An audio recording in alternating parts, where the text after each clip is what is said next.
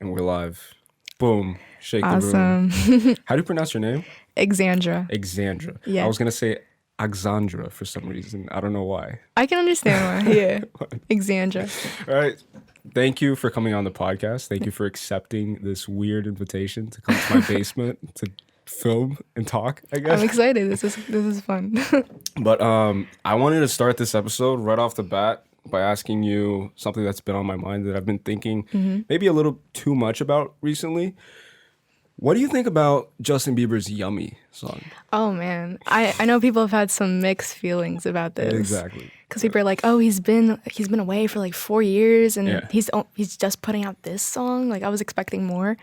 But at the same time, he's Justin Bieber. The way I view it is like Yummy it's like a generic pop song, but it's Yeah. like it's from Justin, so that's why it's so popular. So it makes it not generic, right? It makes it not generic almost because it is from Justin.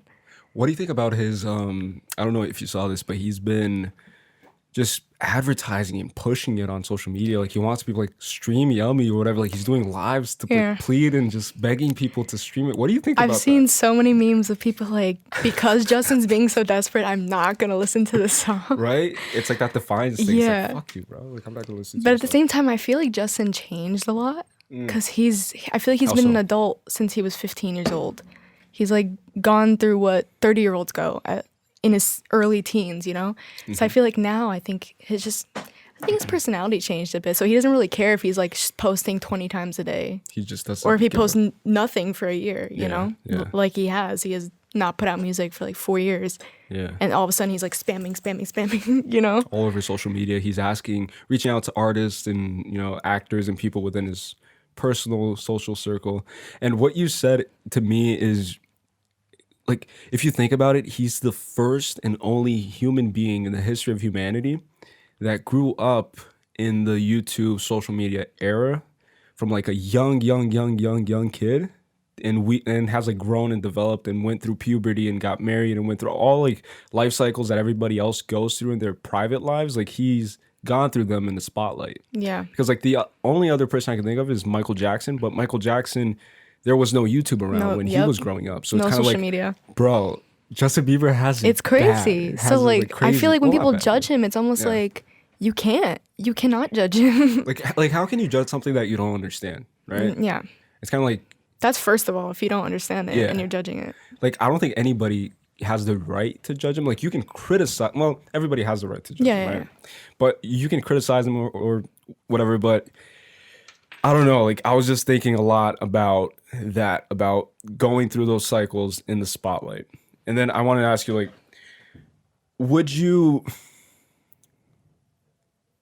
what's the level of fame that you would be comfortable with? Like, do you ever think about that? Like, Level, yeah, okay. let's say that you put out a single and then boom, that single blows up, just like Post Malone's White Iverson. Like Yeah, yeah. he made that video in the desert with like he rented a Rolls Royce or whatever. Like he was a kid. Put on SoundCloud first. Put on SoundCloud, like, and yeah. then I think was it not Kid Cudi, Wiz Khalifa reposted it, and then I think somebody else reposted it, and then boom, like he just hit the stratosphere with that Yeah. one video. So that's the beauty of like modern day content, and that's why I just love talking to like upcoming musicians, because people can like look at you and say like, oh, like she's aspiring to become a musician, like she's an upcoming artist or whatever, and they can look at it as like something like, oh, like it's cool or whatever. But like the way I see it is like you can blow up from like today to tomorrow, like anything. Yeah. Like it's so volatile, it's just unpredictable. It's like, Yeah. that's what I told Edgar too. It's like one song can just like just blow you up into the stratosphere. So what's the like, do you think about fame? Like what's your opinion about fame in general? Like what My do you opinion think about it? fame is like, I mean, I have thought about it like, oh, like what if this just pops off and like Yeah. everything changes all of a sudden? But to me, I feel like the level of fame I would be like comfortable with, going back to your question, is like, I can't really put a number on it because Yeah. I feel like that's up for everyone else to decide. Like if they think I deserve that, you know? Okay. It like when you're a musician, it's not about what you want. It's not about what makes you feel good or what makes you happy. It's like you're serving others and like you're making music for other people. Yeah. They have to decide whether you're worth it to them or whether you're worth being famous, as people say. Yeah. And yeah, I guess like when it comes to popping off, like all of a sudden, like when it comes to pursuing music, it is a process. It's such a process, and it can take you like 10 years just to do it.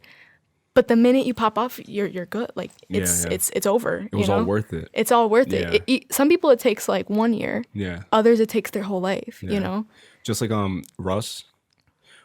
He's a prime example of that. He's a prime example of that. Like he said he put out 11 albums and they all flopped or something like that. And he would put out like a song every single week or something, and just pushing and trying to build it himself. But he's also a prime example of like not relying on labels, on the industry to kind of, you know, propagate and push you into the spotlight and put, you know, like he did it himself kind of thing. His so, like, persistence is crazy. Yeah, perseverance in general is like crazy.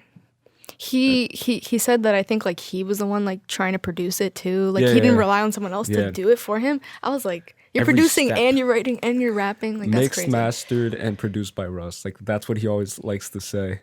I feel like people got tired of him so quickly saying that. But I'm like, he can brag a little because like he's been through it for a long time. But he brags a lot. He does brag a lot. Yeah. Now people are like, okay, bro, we get it. You're famous already. Get it. You did it.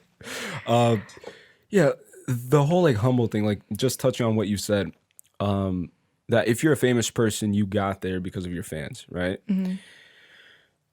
So like that in of itself is a topic that we could go deep on. It's like the idea, for example, you're out to dinner in New York City and who's like one of your greatest idols?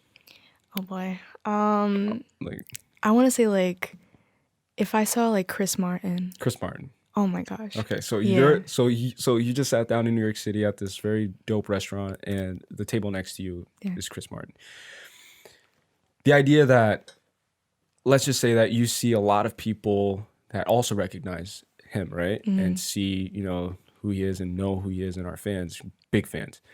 And they start mobbing his table and just demanding pictures and just asking for, would you be that person? Being honest. If he's in a restaurant, you're saying? Yeah.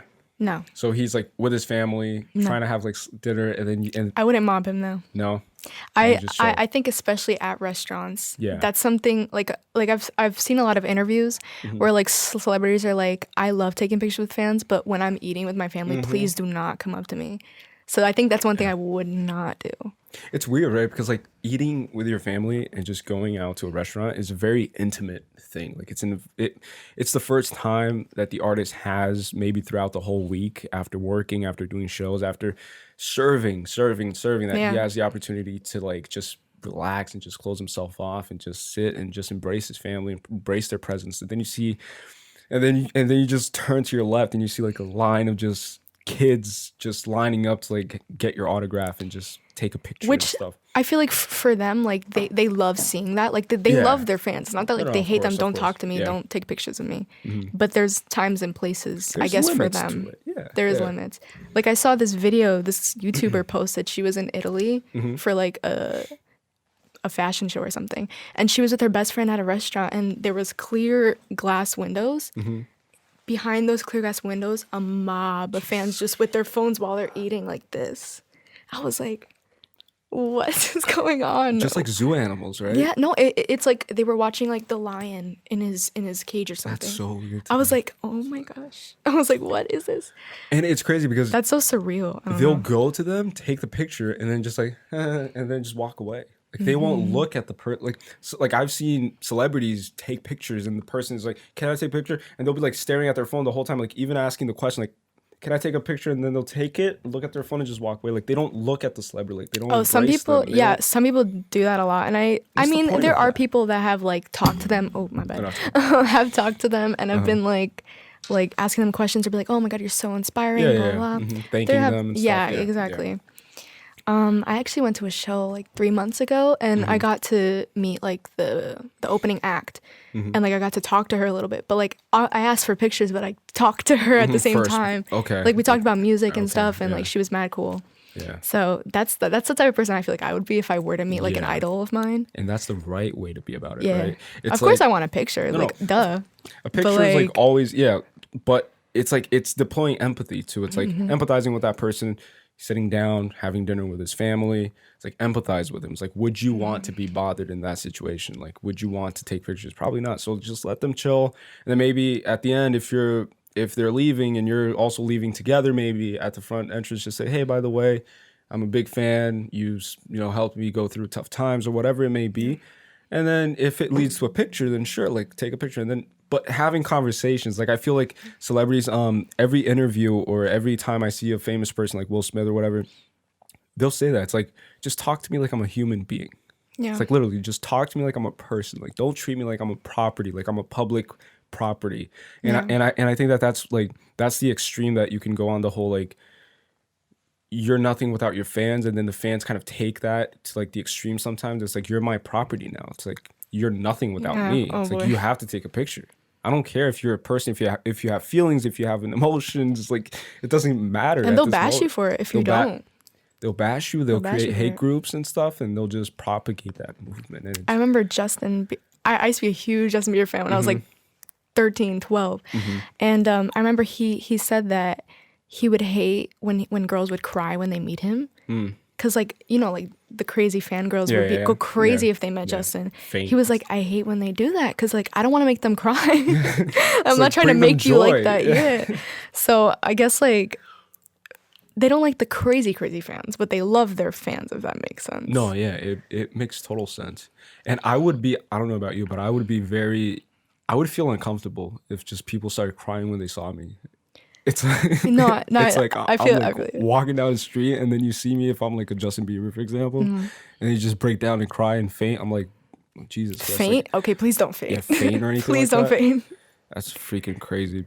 But so, what was like the mindset, I guess, that kind of led you into this music career? Like, what? Obviously, there's like inspirations, and there's like what was the tipping point? Like, what made you say, all right, now I'm just going to invest in this. I'm going to dedicate my life to this. I want to dedicate my life to this. I want to pour everything I have, every bit of my soul, all like everything into this and make it happen. Like, what made you, like, what was there a particular moment or? So, ever since I was like 4 years old, I've been on a stage. Like, before I did music, I was a competitive dancer. Really? So, yeah. I had no idea. Yeah, a lot of people don't know that. Wow. But I was a competitive dancer, and like, music was always like in my life in that way. And even as a little girl, I was always singing too. Like, though I was a dancer, I always sang. And then I started getting into like different like activities. Like I started doing like theater and stuff, which is where the singing came in. And then I continued dancing and stuff. But then like when I was like 15, I think, I was like, no, I think I want to like pursue like music. Like I love dancing and it's always gonna be a part of me, but like music is what drives all of that for me. So that's when I was like, what if I just made my own? And like I started writing at 15, I started writing actually, and put out my first song when I was 16.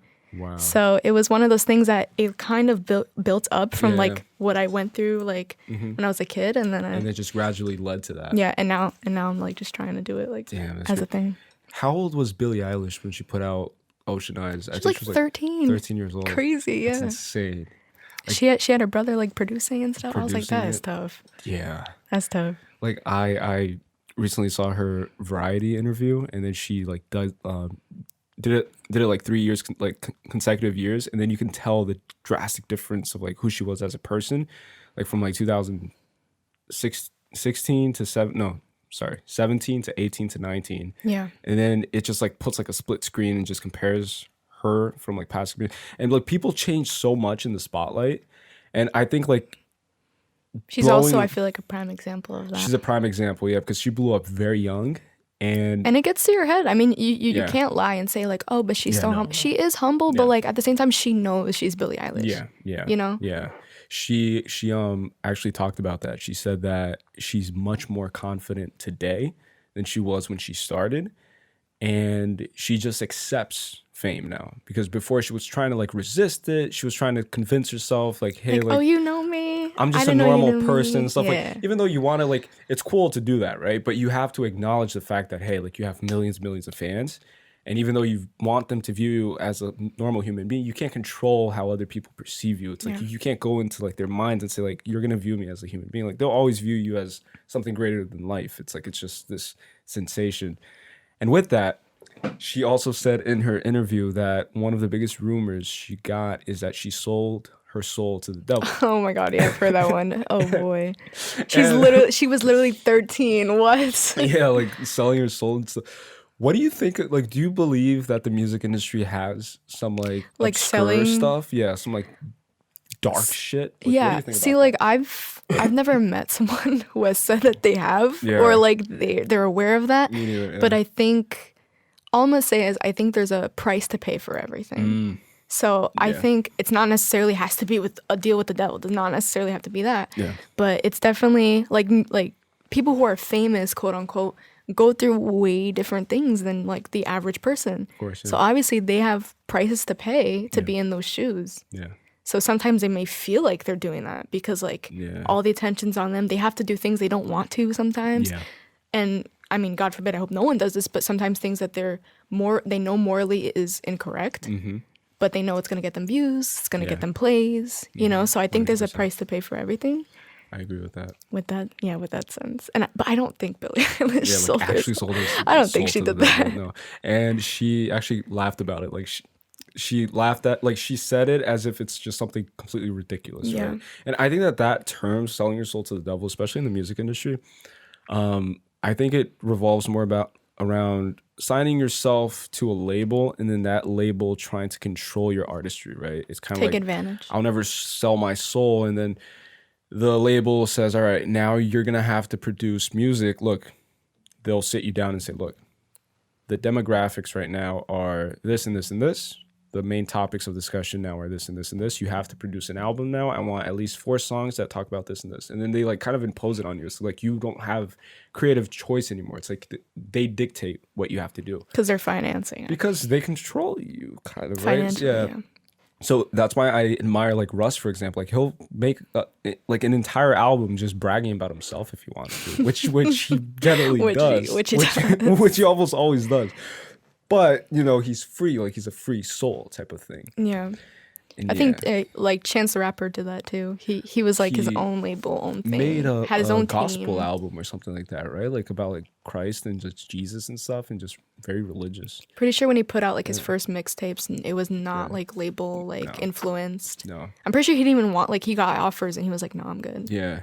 Even the sound changes too. It's like it could drastically change. Like if you look at like rappers especially, like they'll put out these like very ghetto hood related stuff, and even their voice is like more aggressive, and then they pop and become mainstream, and then they have to like use more auto tune and they have to like tone it down a little bit. It's like, no, we're trying to be more domestic. We're trying to reach suburban neighborhoods now. We're trying, so Oh boy, it yeah. just It changes changes their completely.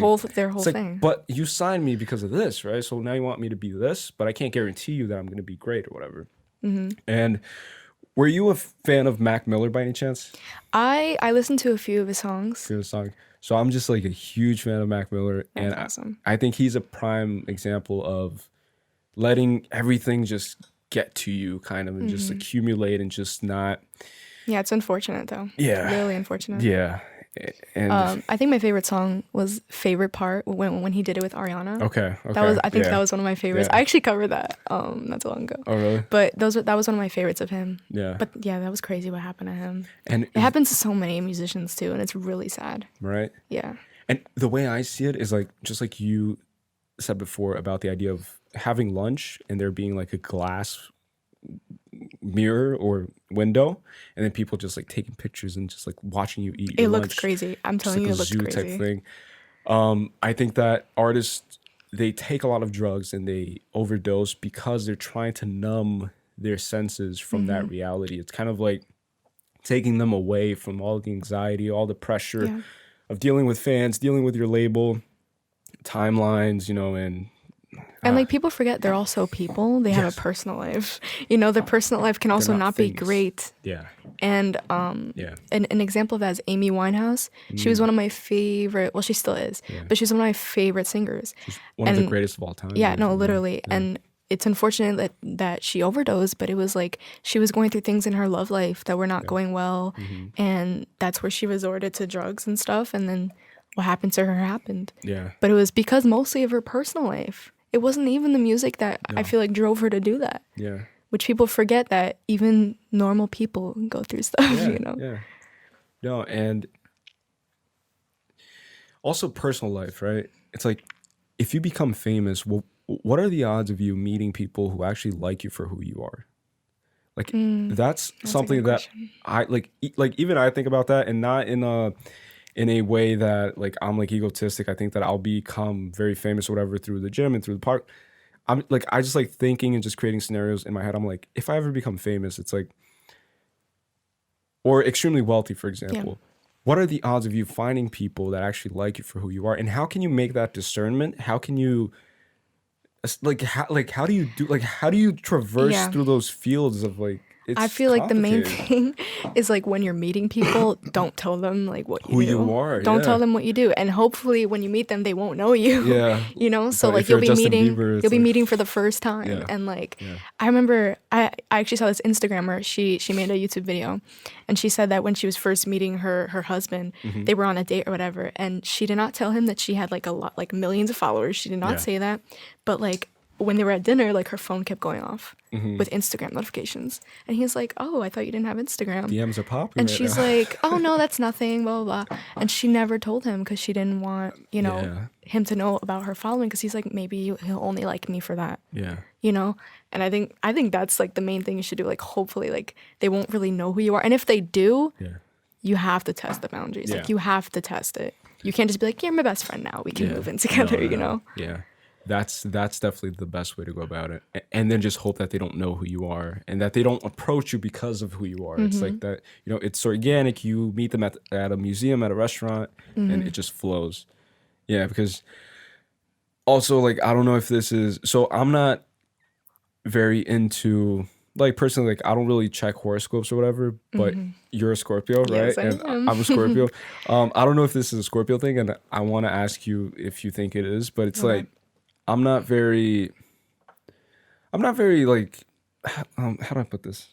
I'm very conservative in like who I trust kind of thing. Like I don't have trust issues per se, Yeah, but yeah. I'm just like I value it too much to just like hand it out to everybody. So it's like it's like a We're- slow gradual We're a build. closed book until you ask. Yes. Yeah. Yes, So like, exactly. if you don't Love ask, that. I won't tell. Yes. Type of thing. And then some people, they just splur it all out as soon as you meet them. It's like, here are all my issues. I went through depression. This is me. This is whatever. I'm having No. problems with my dad, with my mom, whatever. It's like, whoa. just That has to do with relax. like It's too testing the much. boundaries first. You have to Yes. see if that person can even handle what you're about to say, you know? Yes. So like, Yes. I think that is a Scorpio thing. Yeah. We're closed off to the people that we don't know well. Yeah. But if we know you well, we talk for 500 hours straight. And it takes time for you to establish that firm relationship, Mm-hmm. right? For you to establish that trust. And also, I don't know if this is Scorpio thing Okay. or maybe just a Cali thing. I don't know. Sure. Hopefully it's not just a Cali thing.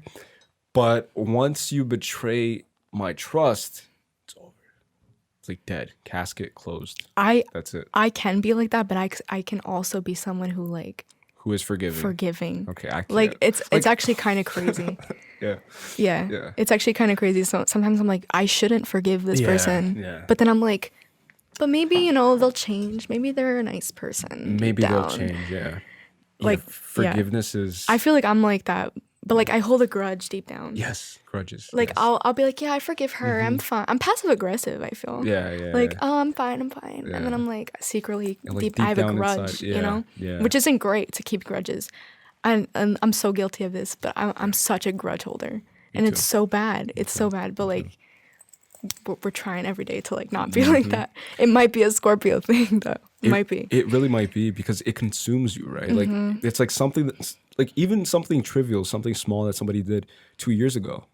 I won't forget that because if you fucked up with my like emotions maybe, or you made me feel a certain way that just stuck with me, I'll remember that. And maybe that person Forever, literally. like I'll take it to my grave, I swear to God. And that's something, again, just like you said, it's not healthy, but it's just, I found that it's just who I am, right?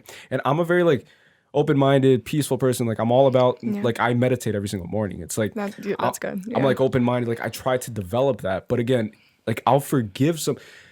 Forgiveness is a very complicated word, right? Because like forgiveness, what is forgiveness? Is you allowing yourself to not let the situation consume you as consume much. you. I That's a think good that's way what to put it. forgiveness is. Yeah. Because forgiveness mostly isn't really for the other person, it's for you. Yeah. So. Yeah. And what I love to say, and this is the mindset that I go about it, it's like, and this helped me reduce my grudge tendencies too. It's like the way I see it now, and I learned it through trial and error, is that if you allow the person, if you hold a grudge against someone, that person controls you. Better yet, that person owns you emotionally. Wow.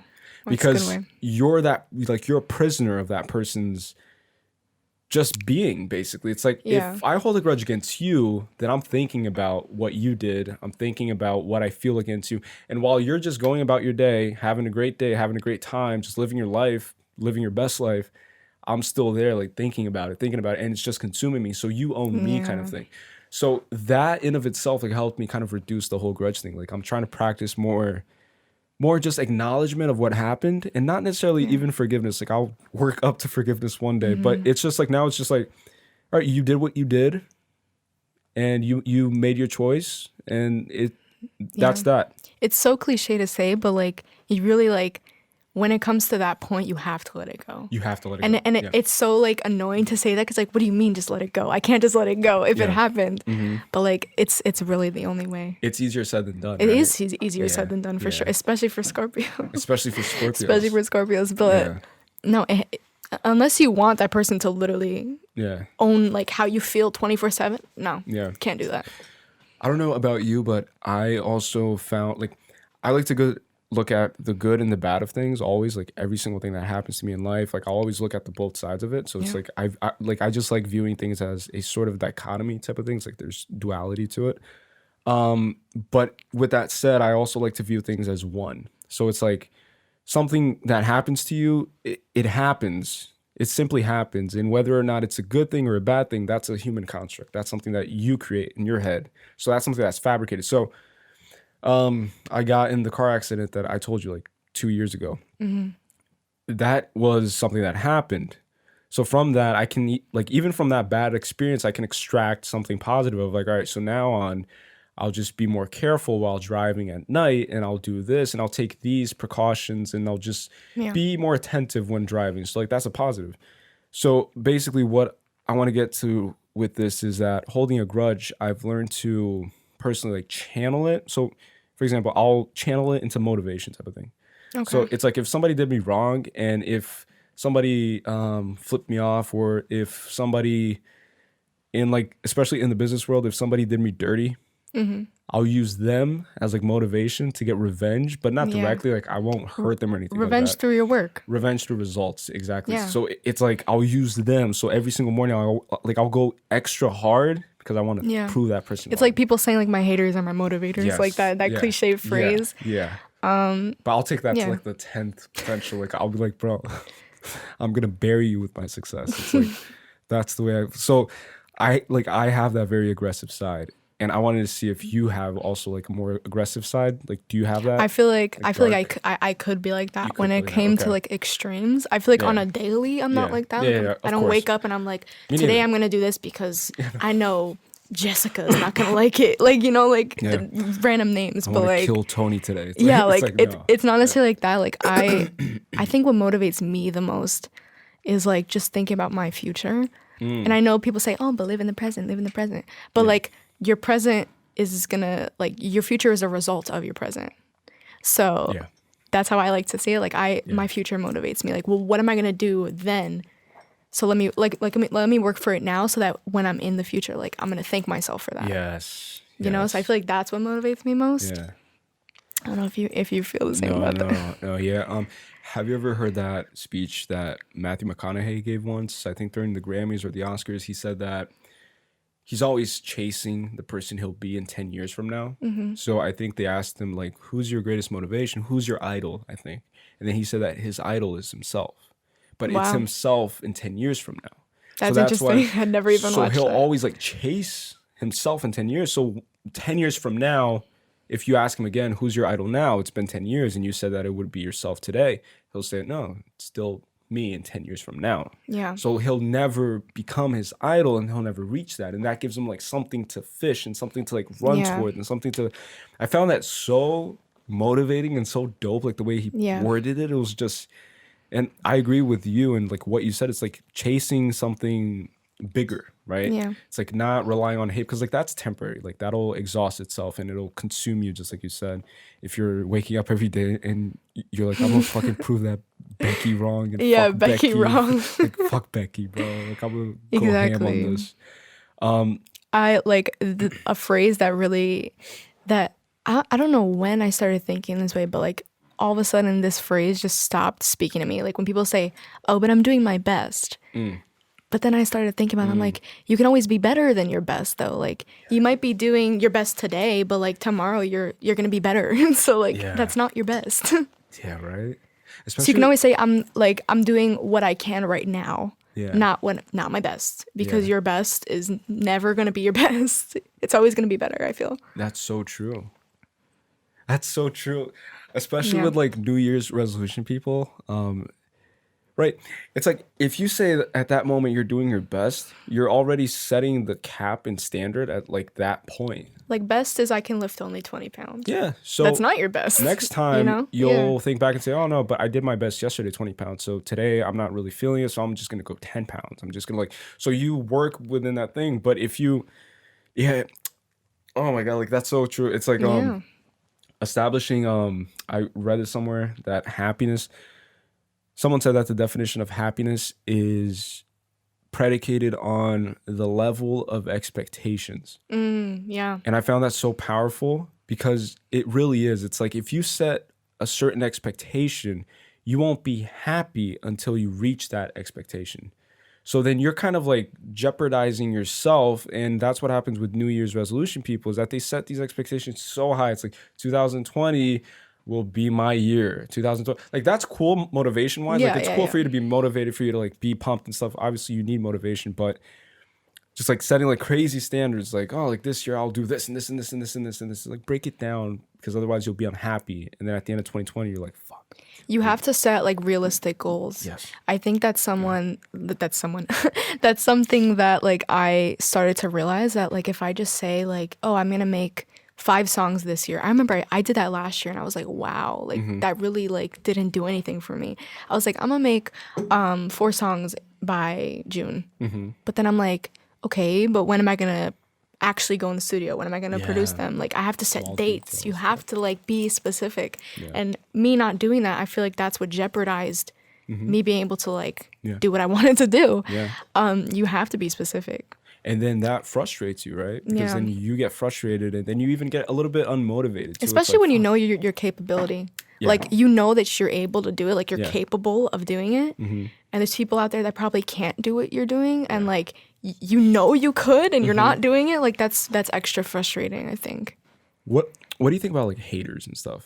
Haters. Because she like fixes her headphones, she's like cracks her neck, cracks her finger. Let's get to it. Haters.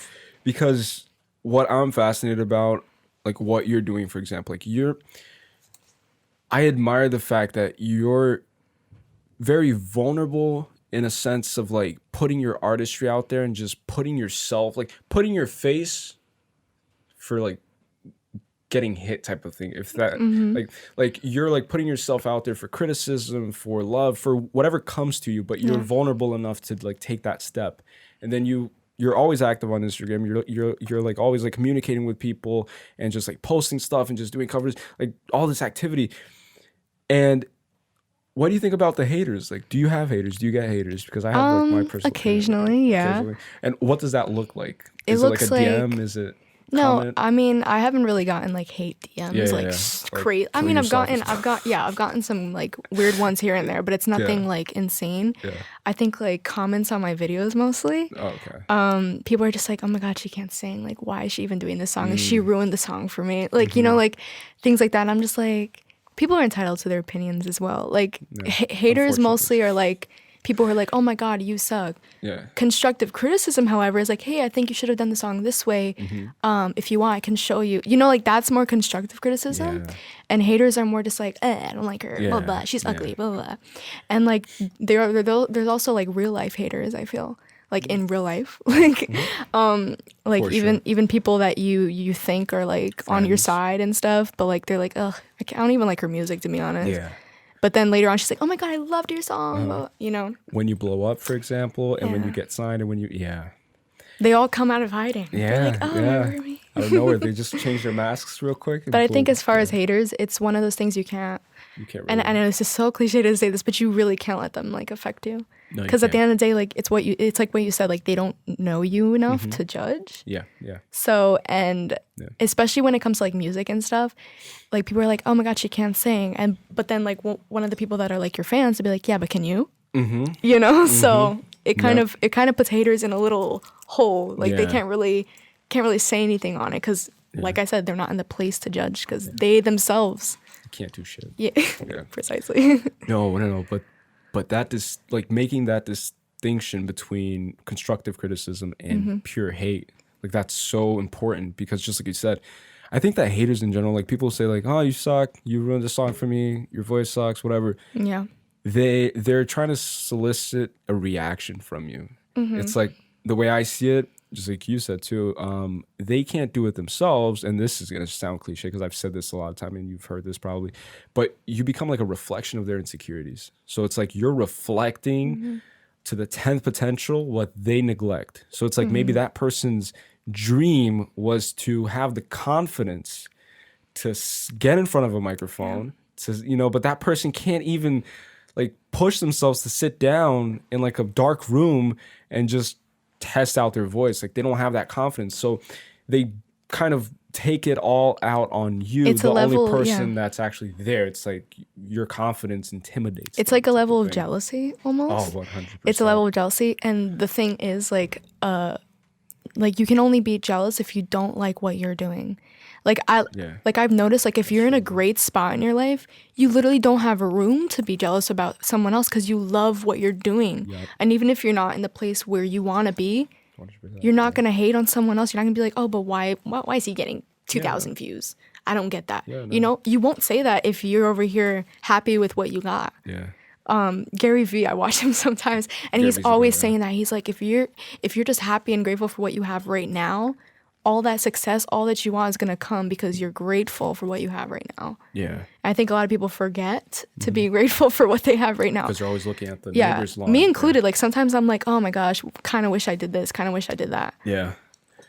No, yeah. And when you're busy just watering your own grass, you don't care how green the other person's grass is. Like, Yeah. and comparison is the thief of joy. Like that. And Tell me how I thought about that Really? yesterday. I'm like, wow, like I really had that thought yesterday. That's especially crazy. with social media, like people you follow, just like you said, like we're doing this podcast right now. One of my biggest idols, if you will, is Joe Rogan. I don't know if you know Joe Rogan, but yeah. he has like the most popular podcast out in the world, and he started this like 10 years ago, and he's like on top of the game, whatever.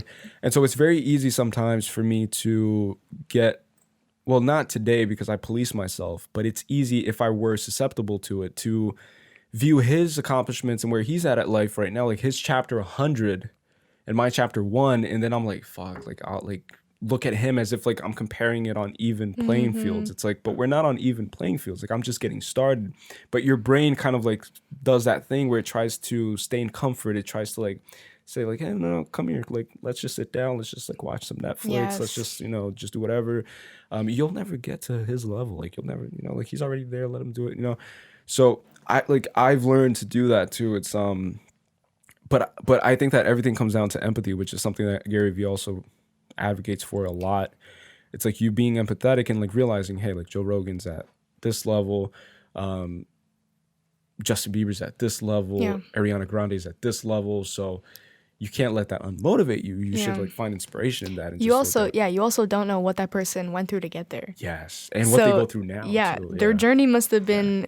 Their journey may have been easy, Yeah. and like they just did podcasts and it blew up, Yeah. or it may have been hard, like they didn't get as much guests. Yeah. No one wanted to really listen to their podcast. That's true, You yeah. know, like another example is like Gary Vee again. Mm-hmm. Like he's a perfect example of that. He's like what in his 40s, I think so. Yeah. and 40, now he's just starting. Not starting, but he's getting like a huge following now. Yeah. Back then, like not a lot of people like paid attention to him, Mm-hmm. and it's just to show that like everyone's journey is very different. Yeah. Some people just get it literally handed to them. Mm-hmm. Some people don't. And like, But even when people get it just handed to them, going back to what you said about like you have to pay something, right? So I believe in balance. There's a price for everything. I believe that like input output. It's like you pay something and you give something. There's always what's the word I'm looking for though?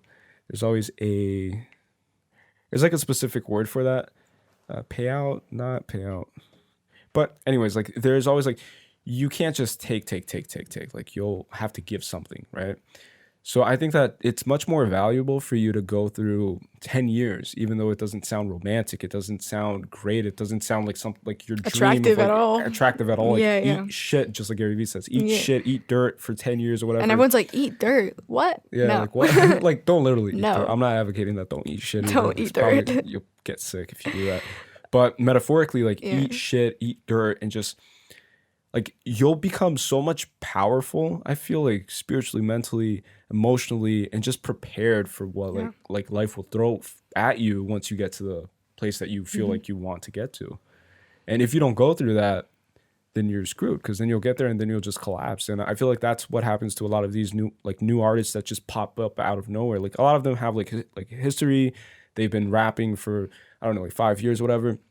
But some of them just like get signed and then they just, just get consumed by the fame and the drugs and everything because they don't know who they are. Yeah. So also I feel like you find yourself throughout the journey type of thing, right? So you can tell me right now and I can tell you that we know who we are. Like we're completely in tune with who we are. Like that could be true. But then 1 year from now, we can like say that we didn't know who we were a year. Like people are all constantly changing. Constantly changing. Like growth is a crazy thing. Yeah. It's a crazy thing. Like, especially like for me, when I like first started putting out music and stuff, like looking back on it, that was who I was at the time. Yeah. But now, like me right now looking at it, I'm like, wow, I would have done things like so much more different. Yeah. But it's only because I was in a certain stage, Yeah. And it's like we said, it's a process. Like right now, I would have done something completely different from back then, but like I don't regret it, if that makes sense. Yeah, no, 100%. And that's what Billie Eilish did in that interview. Like she looks back and she cringes too. Like she's like, oh, I was so cringy. I was so weird. I was so whatever. And but at the same time, I think that, for example, if like people ask me, for example, if you could go back and change something, would you? Like that's like a very tricky question. Not change the whole thing, but like change something. Yeah, maybe even change just like a small thing. And I've thought a lot about that. And my answer, honestly, and like all honestly, I don't think I would change anything. You don't think you would?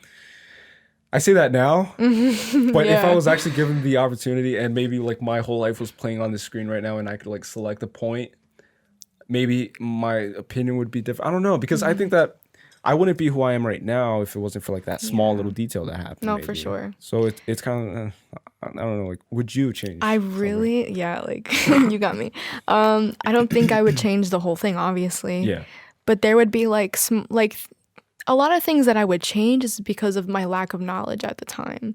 So like if I had the knowledge I had now, yes, I think about that a lot. I think that's what I would have done differently. Just like operated more effectively. Yeah. If that makes sense. Not creatively, not like changing the songs or whatever. It's literally just like operation wise, like how I managed everything. Yeah. I wish I would have managed it better, And especially like being an independent artist, obviously you're not signed or whatever. You're doing this all by yourself. You're managing yourself, you're doing your own thing. And I was 16 when I started putting out my own songs. Which is crazy. Yeah.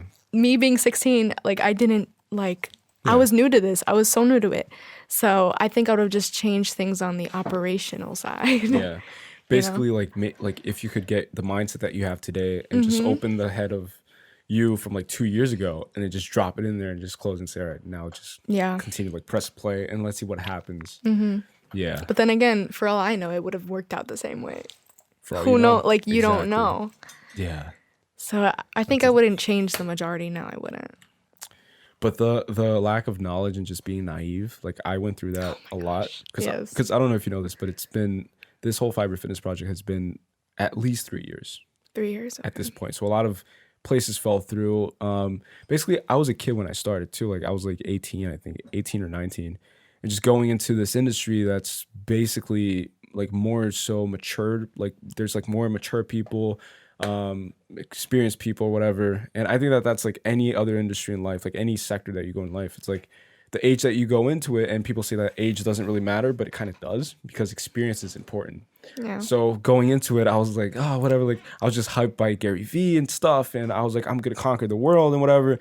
And then until I got just knocked and rocked and just hit and just beat up to a point where I almost thought about giving up. So it's like at that point when you're just like suffering so much and the world seems to be just hitting you and there's like no mercy and there's no forgiveness, whatever, and you realize that and you're like, fuck, like I have, like, you have no other choice to be strong. So I like to say that true strength is only found when you have no other choice but to be strong.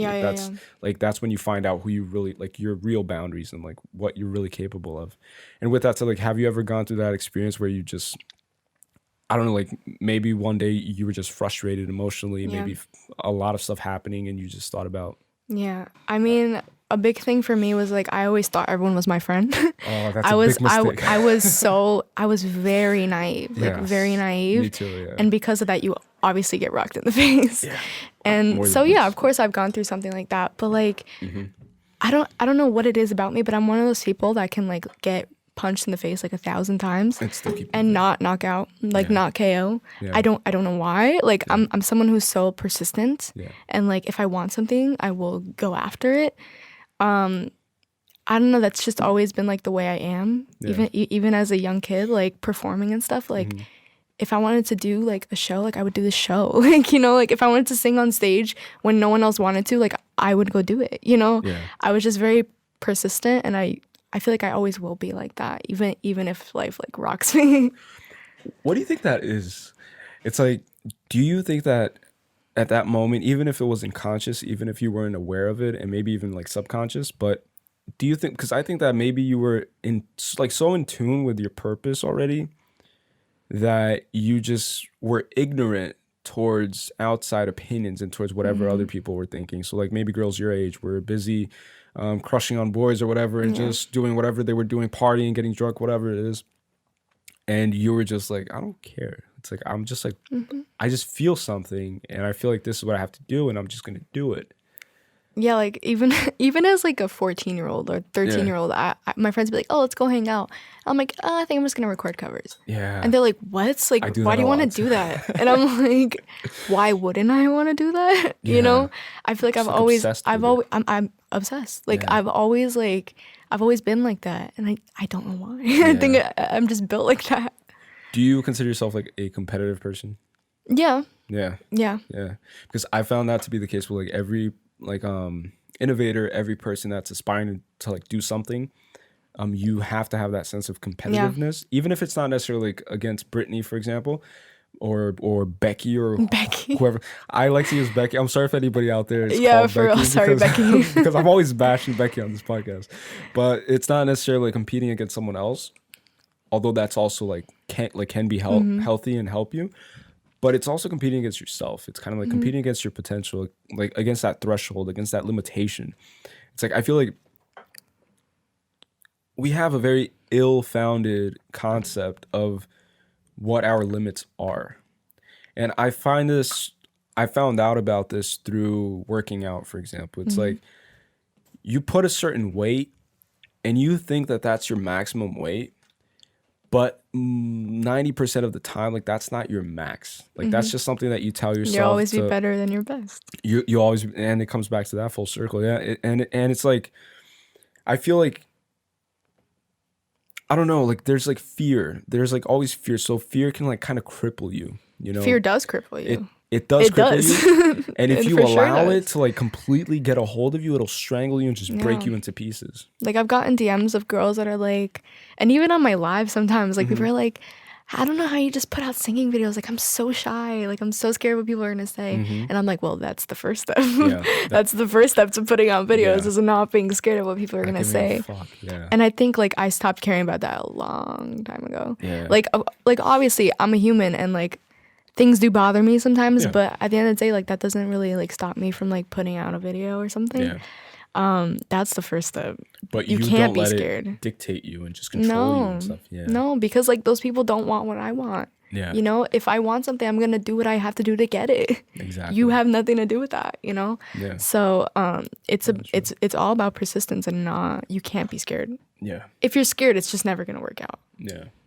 Just like this podcast, for example, I told you before we started that I'm not a professional by any means. So I like everything that we're doing right now, I learned through just watching other podcasts and through literally Googling, like, how do you set up microphones, or YouTubing it, right? Because like YouTube to me Doing is like, the work. yeah, just like doing the homework and just studying on it and just like, all right, so this software is good for podcasts, let's test it out, whatever. So it's all like a gradual step. And this ties into one of the questions that you got during the live about like how do you start a podcast? Like how do you start something? And I feel like people get so caught up in the minutia of like the small details of like, to a point where I like to abide by this rule that a past guest actually touched on. It's called the 5-second rule. So it's like, if you have a new idea, you should give yourself 5 seconds from conception to action. If you have an idea to do a cover on this song or on that song, whatever song's out right now, and you get that idea, you should give yourself 5 seconds to act on it. If you don't act on it, then it's not something that you really want to do. And so That's interesting. I function on that. So even like waking up at 5 a.m., like I wake up every single morning to go to the gym at 5 a.m. And it's like when the alarm hits, I count down from 5. It's like, if I don't get up right now, like I have no other choice but to get up. It's really good discipline.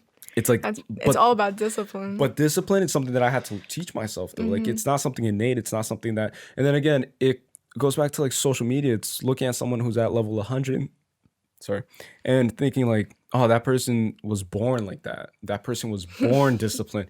No, if you look at their like personal life and shit, like that person was probably worse than you starting out, or maybe like you have an advantage over that person at the age that you're at right now. So it's kind of all perspective. It's all like digging deep into their shoes and just trying to, you know. When people ask, how do you start something? Like, how do you become a musician? That's a wrong answer. Wrong question in my opinion. Like, how do you ask. Become a musician? Yeah, like, first of all, love what you do. Do you love doing music? Okay, step 1, you're good. Yeah. And step 2 is start. Yeah. Like literally, like it can be just as simple as just literally start. Yeah. Whatever you think that means. If that means researching about like instruments, if that means just putting a microphone in front of you and singing, recording a YouTube video, whatever that means for you, start it. Yeah. And I think that's gonna drive you. Whatever that means to you, like, that's very powerful. Yeah, because like it varies. for podcasts, like starting for you was watching other people, and seeing what they do, and then step 2 was, hey, what equipment do they use? Step 3, okay, how do I set it up? How do I post it? How do I publish it? And then you gradually start, and then there's no step by step like manual, at all. you know. It's all like bleeding into another thing. It's like you take that first step and then it kind of just like leads to this. Like, it's all like this all-encompassing process, I feel like. So even the idea of like starting a podcast, just like you said, to start and press play and have a guest on and actually do it took a lot of starts before that, if that makes any sense. So it's like, start listening to podcasts. Do you know how to do a podcast? No, then learn how to do it. And like to this day, I'll listen to past episodes and I'll just cringe at the fact that I use a lot of a lot of likes, and then I'll just kind of, you know, try to police myself and think, all right, so next one I'll take more pauses, think about what I'm gonna say instead of trying to use these connective terms, like, whatever. Like, you know, yeah. So it's, but how did I learn that? Through experience, through like suffering through that. So maybe the first, and it was fearful at first. Obviously, it was horrifying. Horrifying. The first, scared as hell. Even to the look, I'm gonna make this very transparent in public. To this day, like, if I tell you that I don't get nervous before an episode, I'm lying. I'm lying. I'm a complete liar. It's like first 5 episodes were terrifying. Yeah.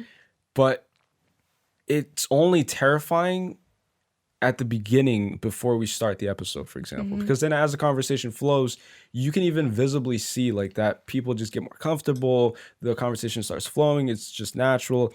And so I try to apply that to everything else. It's like at the beginning, at the start of everything, like what leads up to like turning on the microphone or posting that video of you singing, the first one, and you're like, oh, fuck.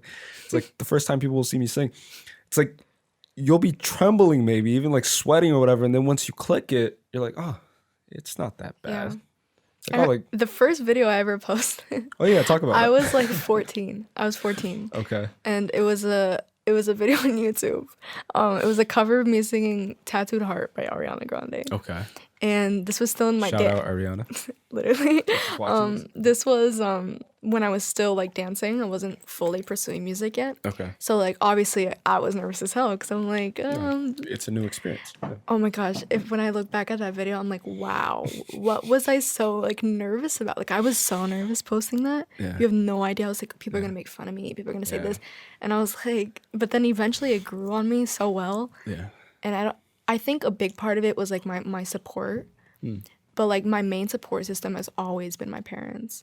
So like they support me 1,010%. Yeah. I think that's what has really given me confidence.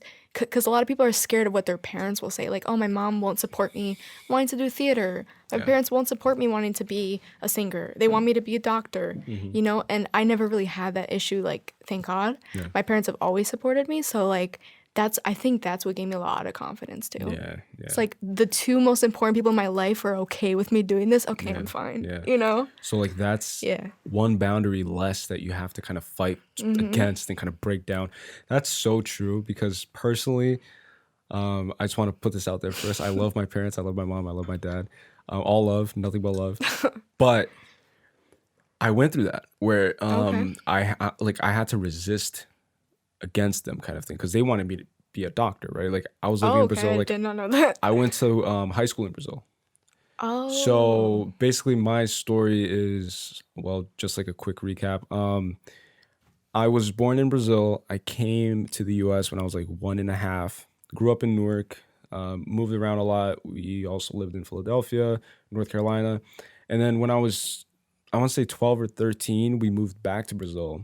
Oh. Because my mom didn't really like the high school system here, and she just wanted to give us a better education. And the Brazilian high school system is really good, like the private education part, but it's very expensive. But so then I went to high school there, and then at 18, I was like on that path, but I was being forced by my parents to like, all right, so you're gonna be a plastic surgeon, like you're gonna go to medical school. Oh wow. So I was studying like crazy, like Brazilian school system is crazy because you have to like it's like SATs, but especially in the medical field, I feel everybody wants to be a doctor. So like there's like limited spots, so you're competing against the whole country basically.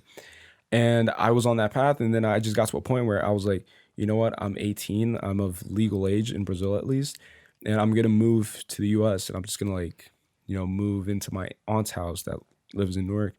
And I told my mom that, and then there was like heavy resistance towards that. And then there was a lot of conflict, like not direct conflict, but almost. It's like, you know, a lot of conflict, a lot of telling me what I should do. And then eventually she caved in, and then she made the decision to like, all right, so if you're going to go, we're all going to go. We're all going to go. Oh, and so okay. My mom and my sister came with, and then my dad and my mom are divorced. And then my dad still lives in Brazil, but he also supported it. So like it took me, but that battle though, because like that battle, especially at 18. At 18, it's literally like you're reaching the legal adult age. Yes, and it's a big decision, right? And so if you don't have your parents supporting you and saying like, all right, you want to pursue something else, we're gonna help you, we're gonna like whatever, and you have them like kind of like holding you back, it can break you. No, for sure. The kind of thing. So it can break you to a point where you start questioning yourself. It's like, oh well, these two people that I've known all my life and that I love and cherish and that have raised me, like if they're telling me that this is wrong, then they're probably right. So I should just listen to them. But then that also leads to you resenting them in the future. Resenting them for the whole, like for the rest of your life, maybe. Because like if you were to have become a plastic surgeon, I'm pretty sure you wouldn't have been miserable, but you wouldn't have been fulfilled. Yeah. Mm-hmm. You wouldn't have been fulfilled, and then you would have blamed yourself, but you would have blamed, you know, your parents. Yes. And then waking up miserable, like that's something that's scary. That's scary. And the fact that people really go through that. Yeah. Like people really go through that, and I'm like, I feel for them. To please their parents. I don't feel for them because I've gone through it, but I feel for them like, damn, you know. Yeah. No, for sure. I keep hitting this. No, it's fine. It's cool. Do you like? What's your? If you could paint the ideal picture of what success means to you and what it looks like, first of all, could you paint it, and what would it look like to you? Like an ideal day, you waking up and you're successful. Like, what does that look like for you? Successful to me. Yeah. I'm not gonna lie and say that it doesn't include material things. No, Because of course. success definitely does. Because It like, comes with that. if you have your own foundation, that's a successful person. Like you can afford your own place. Yeah. You can have your own car. You don't have to depend on someone else for your things. That is 100%. successful. But I think at the end of the day, I can only feel successful if I'm happy doing what I'm doing. Yes. And I know that sounds so cliche as well.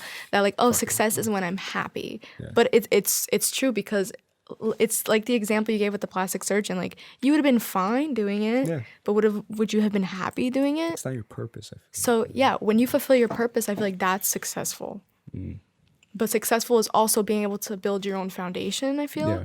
And especially like when I look at like our country that was built on immigrants, like success to them was being able to build a foundation Yeah. for themselves in a completely different place And for their children. and for their children. So like that is success in a way, like like being so persistent in trying to build your foundation and like build your the vision that you have for Yeah, yourself, yeah, you know? yeah. So I feel like being happy, of course, and building like your own foundation. Yeah.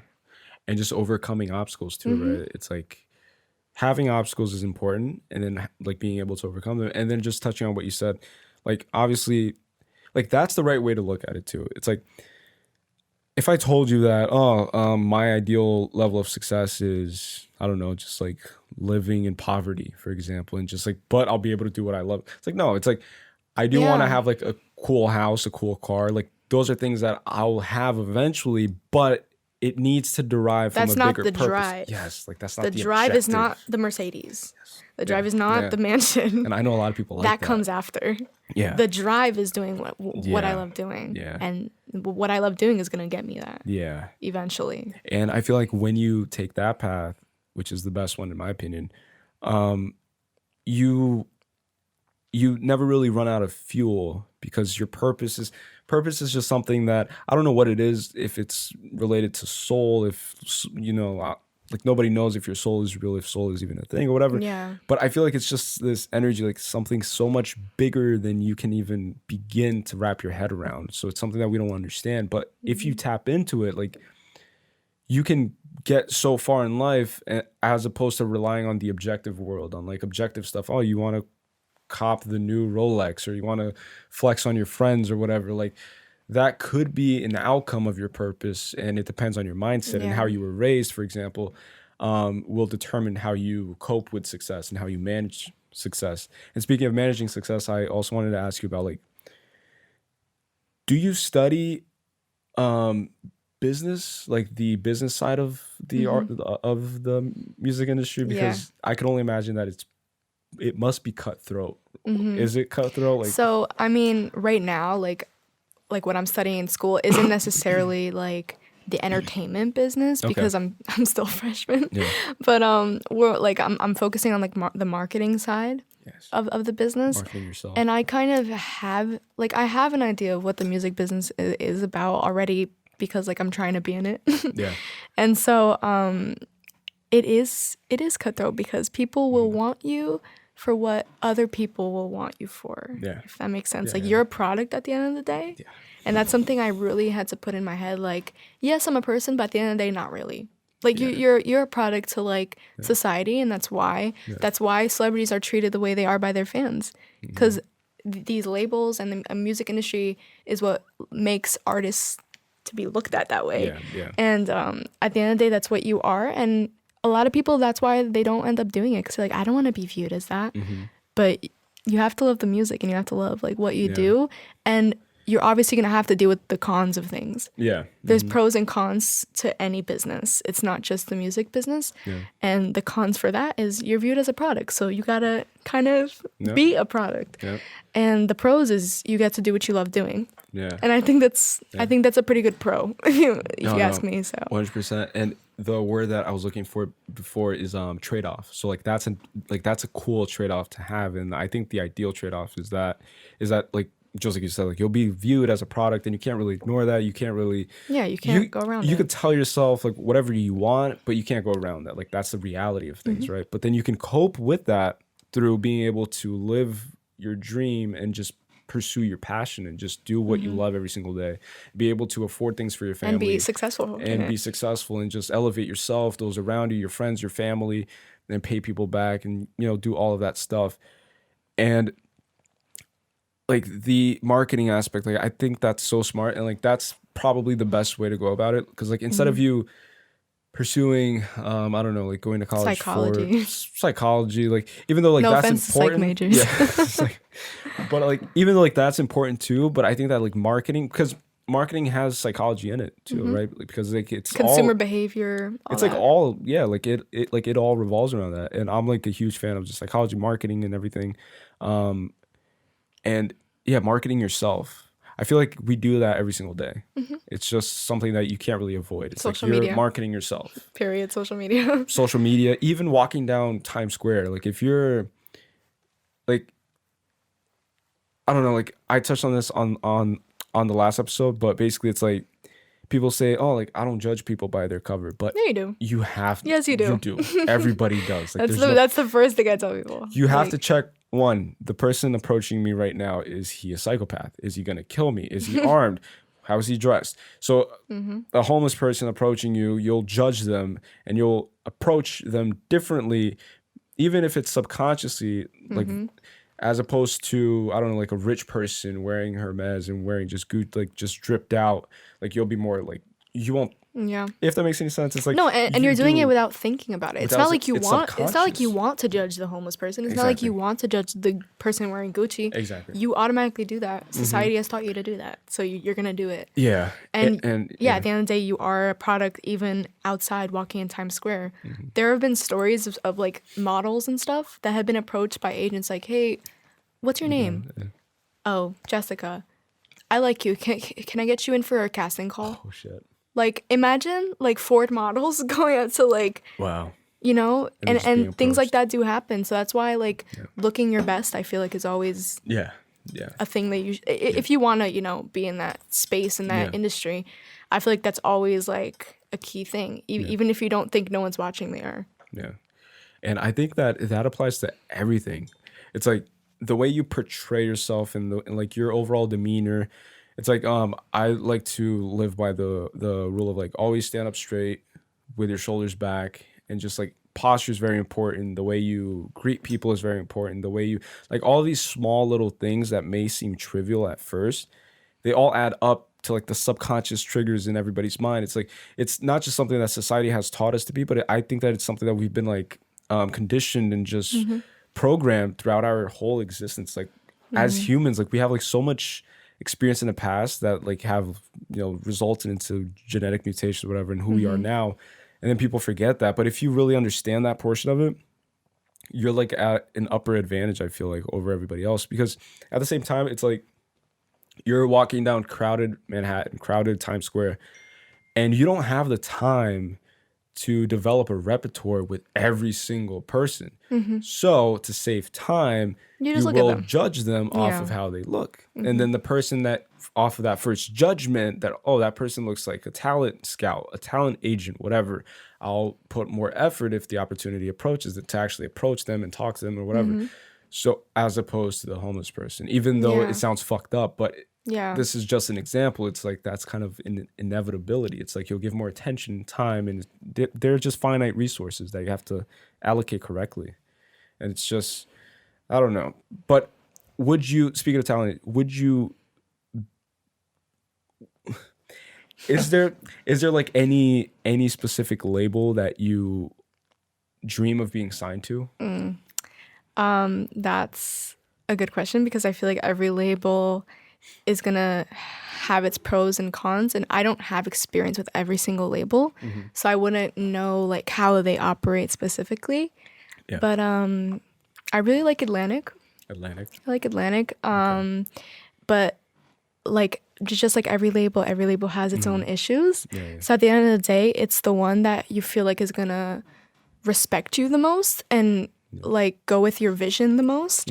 Like I know Melanie Martinez, she's one of my favorite artists like of all time. She signed to Atlantic, and she said that she wanted to create like a whole movie. She wanted to create like 10 music videos, and they were all supportive of it. Like they didn't question her creative like vision at all. Like she was able to create something that she wanted, not something that like the label made her do. Yeah. So I feel like I think a label that does that for me is a label that I would want to be signed to. Of course. Yeah. That just gives you Mm-hmm. creative freedom and respects you as a human being again. It's like Yeah, kind of I what it mean, just gives you. but at the end of the day, the labels have to do what they have to do. Yeah, because there's money involved. Yeah. There is money involved. You can't just ignore that part. Yeah. But at the end of the day, like even if there is money involved, they'll still treat you right. Yeah. They'll make sure that you're comfortable with things. They won't, take too much advantage. That's what I'm saying. And the only beef that I have with like labels, for like the main beef, I guess, is the fact that, for example, Mac Miller, right? Let's get XXX when he passed away, or Juice WRLD, or whichever artist, for example, that passes away.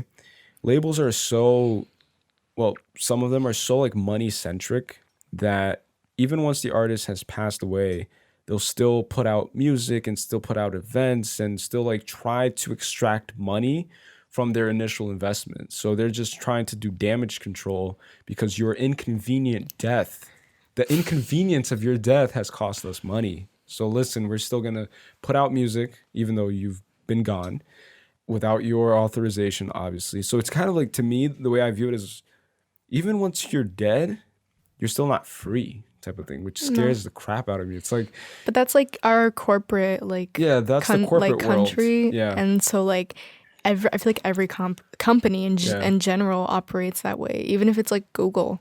And like, it's so shady though. Like it's so fucked up. It's like no regard for. It is, but it's like it's one of those things that you have to accept eventually.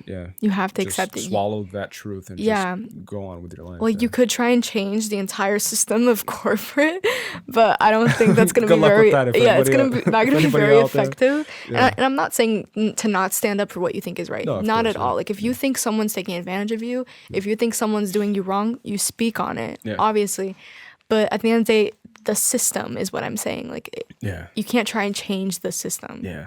Because again, it took so many years of developing and building into what it is now that you alone, you would have to get like hard for you the half of the world to go against it. Half of the world on your team and on your side. Yeah. Jesus. Do you believe in, so just heads up, and people listening, watching probably know this already. This podcast is very random, so I just jump from like I just jump from like topics to topics because like why not? Fuck it. Do you believe in the afterlife? Like, do I believe in the afterlife? Yeah. What happens after you die? I think that because this universe is like eternal, like it always will go on. It's ever expanding too. Yeah, like our planets and our stars and all that's forever, which is crazy to me. So I don't think, even though we have a limited time on Earth, I don't think that there's nothing else. Yeah, because like that's way too hard to believe that we're here for like what I'm pretty sure like our maximum years is like 120.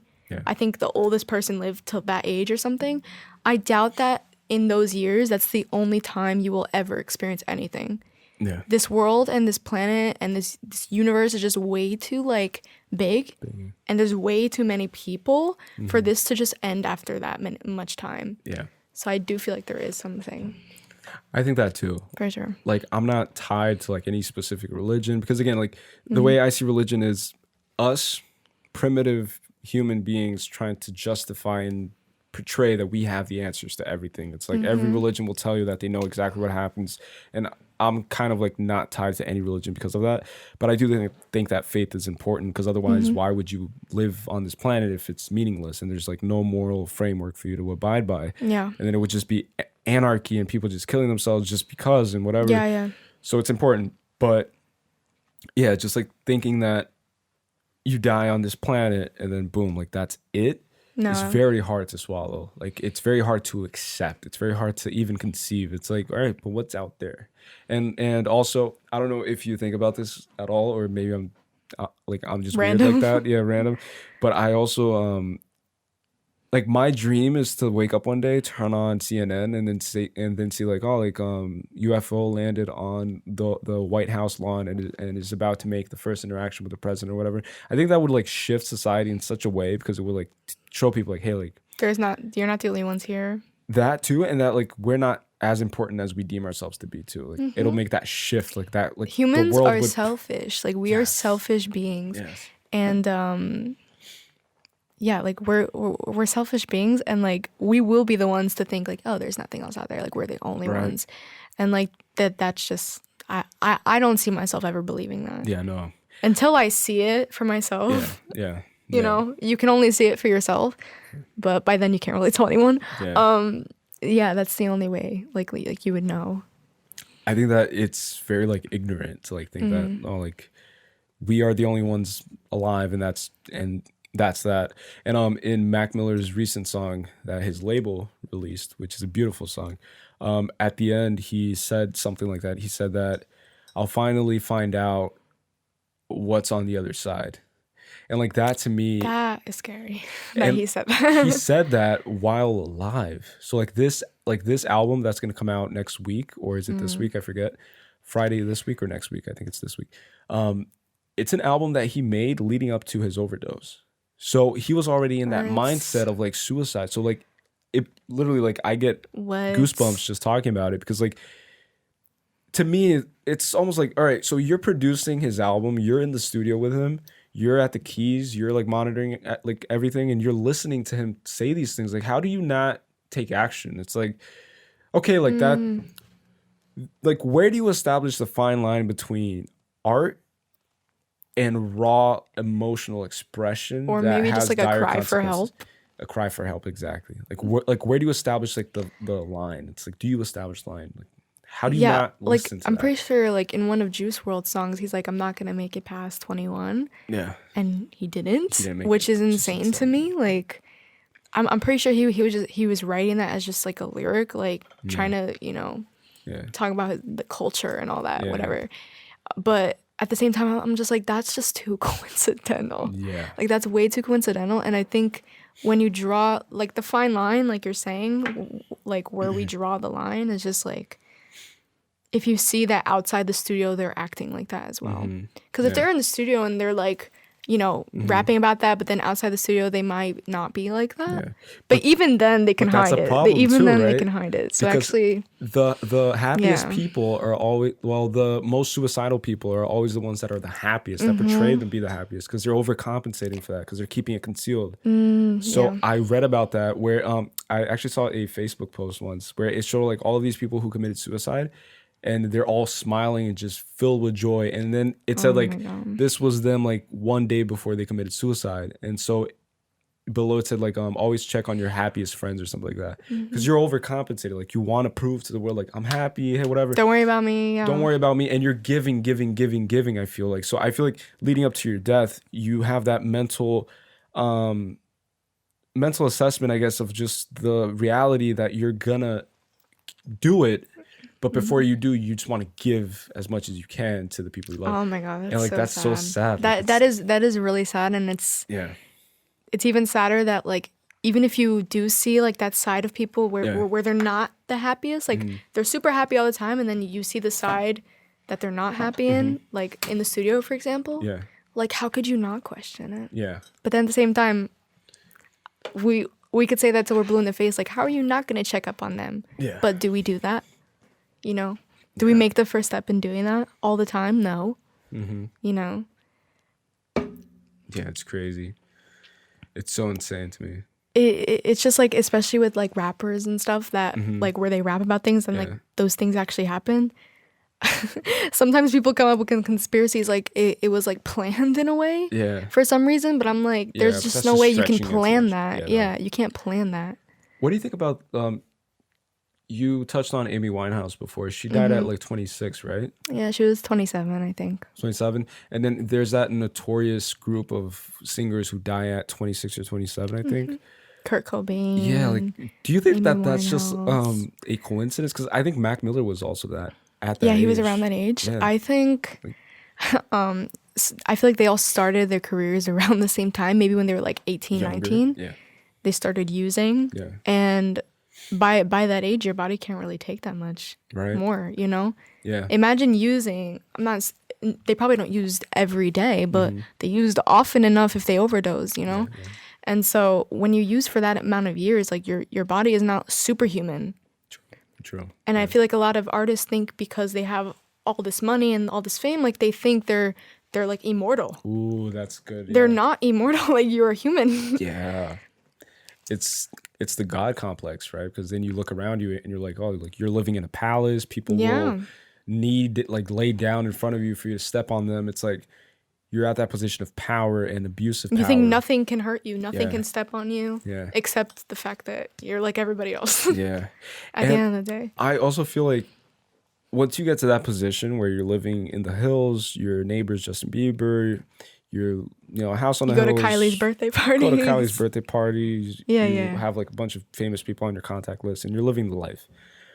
I feel like they use drugs, like these people who unfortunately overdose. I think it's like, what feels real at that point, right? Like when they're using? No, like when they're at that position in life, like you've reached the top of the totem pole, Which like is why they get depressed. which is maybe why they get depressed and why they use substances. It's like, give me something real that I can feel. What's that? Use heroin. What's that? Use drugs. It's like, That's the wrong way to go about it. that's the wrong way to go about it. But I feel like they get to a point where, just like you said, they get the God complex, like infinitive. Nothing can hurt me. Like nothing can hurt stop me. So I don't feel anything. Therefore, what is real? Therefore, is this real? Therefore, let me feel something that's real. And then they just numb their senses. I don't know. Again, I don't know it, so I can't judge like it. I haven't experienced that. Like, thank God. But thank God. exactly. You're like, on wood. this musician, she probably knows all about it. No. What the heck, guys? Yeah.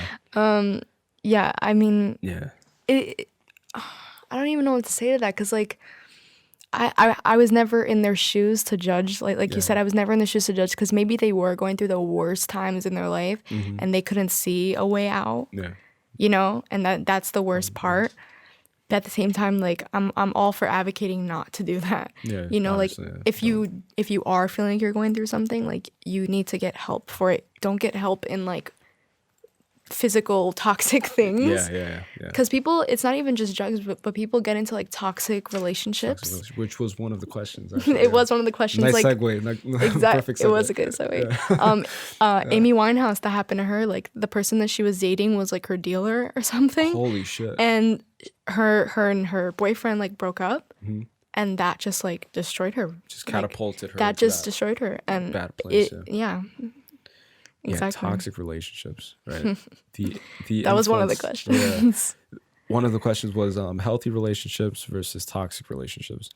Obviously, healthy relationships win in this versus battle, but I think what the question wants to say, it's like, What's the difference? yeah, like what's the difference? And also, honestly, I've known people who just chase toxic people and they chase toxic relationships, and I've always found that weird, where like when you know that something's bad for you, and this kind of ties into drugs, for example, like you know that something's bad for you, that someone's bad for you, but you still pursue that person. So you make a conscious effort to pursue them, even consciously knowing the consequences and the side effects of that relationship. What is that? That's what I call people pleasers. Yes. What I mean by that is they, even though they know these people are bad for them, they're very much attached. And because they're attached, they feel responsible for the other person's like feelings almost. And just like You. They feel for what? Joe Goldberg from You. Did you find? You, the show. Yeah. So I only watched a few episodes. I don't. That show is amazing.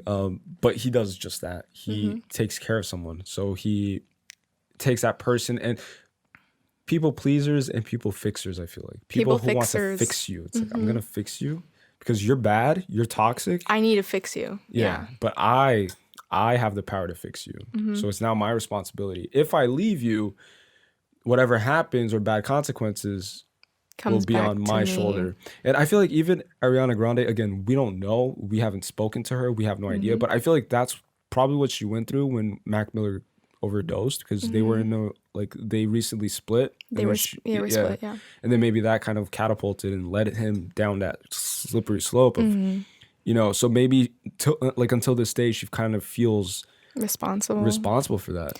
Which is horrible because she shouldn't. She shouldn't Right? feel responsible because someone No. else did that. No, yeah. You know, and a lot of people, which I found really sick, like blamed her.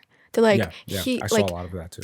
Yeah. like you left him and now look at him. Yeah. Like that is horrible. Yeah, because Like you're you putting- cannot blame someone for that. No. Like Ariana probably saw that it wasn't a healthy relationship, And then she like we're dipped. talking about, Yeah. and she left and Yeah. found someone else. And I guess like things happened the way they did. Sadly, they happened the way they did. Yeah. But no one should be blamed for that. But But then- yeah, there's people pleasers and then people fixers. At the same time, the person that she's dating now is also a comedian. He's I forgot his name. Pete Davidson. Pete Davidson. He's also like, he suffers from depression, I feel like, right? Like he was recently talking about killing himself. So it's like she went from one toxic relationship to another. So and then left that one as well. And then left that one as well. And then that's when he put out that message that he was going to kill himself or something like that, right? Oh my I think. god. Like that's horrible. So think about it from like her perspective. It's like, why? Like she probably got into the relationship kind She's of like getting, Ariana Grande. She doesn't have to do that. exactly. And like what makes her make that decision? It's like, why are you like, she could have literally any guy in the whole world, right? Like she could have like the top alpha, whatever, whoever she wants. And she chooses, because maybe she's just a nice person. She just wants to fix people. Maybe, I don't know. Like with that, I really don't know what to say to that. But I feel like you can say that to anybody. Like, oh, this girl is so beautiful. Why is she with this guy? Yeah, true. You know? That's true. That I feel like that's for I mean, obviously Ariana Grande because she's Ariana Grande. Yeah. But like even for pretty girls who are in bad relationships, like she's so beautiful, why is she with that guy? Or he's such a great guy, why is he with that girl? Yeah. You know? Do you believe in the idea of like falling in love with someone, but falling in love with a certain trait of somebody, like someone's Okay. certain trait, right? So there's falling in love with somebody completely, and then there's like a certain trait. So I think that personally, I think that there are levels to falling in love, and you can be selective when you fall in love with someone, but that's when you kind of build your own casket or build that relationship casket, because you're setting yourself up to fail because you're just ignoring all the other toxic, all the other toxic traits. And let's say that someone's a huge fan of your voice, and they fall in love with your voice, right? Like I believe in that. It's like they fall in love with the trait that you have, and then they get to know you and meet you or whatever, and then then you'll know if they like you as a person. Exactly. I feel like it's possible, but we can't call it falling in love then. Yeah, right. You can't call it that. You can just say that they're Attracted, infatuated with a trait. Perfect word, infatuation. With a trait, like, oh my god, he has like the best like jawline. I don't know. I don't know. Yeah. He has a great jawline, but when he talks, it's like nothing comes out of there. But he kills people. But his But jaw, you know though. his jawline is great. His jaw though. So you can't love that He person. murdered then. 24 people. No, but his jaw though. Did you But ever his see his jaw? jawline? Look at a picture of his jaw. Look at his jaw. Exactly. So Yeah. you can be infatuated with a trait, but you can't fall in love with the person off of that. Yeah, that's a much better way to look at it. Yeah, infatuation. Infatuation. It's about personality at the end of the day for me. Yeah. Yeah. And so what's your definition of a healthy relationship then? Healthy relationship. Yeah. You can't always tell, especially if you're like blinded by it. You can't always tell if it's toxic or healthy. But Okay. I feel like when you could tell it's healthy is like you constantly know that the person is supportive, and you know that that person won't. I don't want to say speak ill of you, but you know at the end of the day that person has your back, Okay. even if you fail in some way. Yeah. Like, because people make mistakes. So, like, even if I were to do the worst thing in the world, you would still not completely hate me. Yeah. You know, you would still want to see me do good, even if I failed. Try to understand why. Yeah. And by supportive, there's just so many ways to be supportive. Someone can be emotionally supportive, financially supportive, Spiritually supportive. spiritually maybe. supportive. But I think what matters at the end of the day is, like, spiritually and emotionally supportive. Because you shouldn't depend on someone to be financially supportive towards you. I mean, they could. That's a bonus, I guess. Yeah.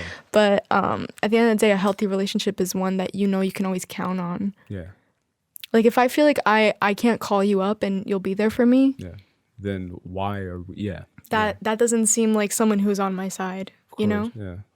And did you see about I think I read this this morning on Twitter. I was just scrolling through Twitter, and I saw that Vanessa Hudgens I know. finished a relationship of like 9 years, I think, with somebody. That is crazy. That is crazy. So, what's your opinion on that? That is scary. Because that is scary. Being 9 years, engaged and That's committed, a decade to me. That's literally a decade. almost a decade, and not proposing. Like, he never proposed to her. He never right? proposed to her? I don't think so. I think they were just like dating for 9 years. Then they must have been on and off. Because like Right, to me, it's one of those things that like they're both. It's not like they're in a relationship. It's not like they're 10 years old. You know, like they're grown adults. Yeah, true. Yeah. I think they must have, like Miley and Liam, for example. I think it was like something like that, maybe like on and off. Yeah. But the media never focused too much on Vanessa and Austin and Butler. Yeah. So you know? they just kind of just rounded up to a number that they think, and like, oh, been together since 2012. yeah. On and off, though. On and off, yeah, but whatever. Yeah. She got with Zac Efron a few times, but that's fine. Yeah. Yeah. I think that's very scary though, because even on and off with someone for 9 years, Yeah. that is crazy. And then to finally split, I feel like that's such a shock to both people. That's a shock. Because you invest so much of your person, right? To a point where I even think that you become a little bit of that, like your counterpart, and they become a little bit of you. So your traits kind of develop in them.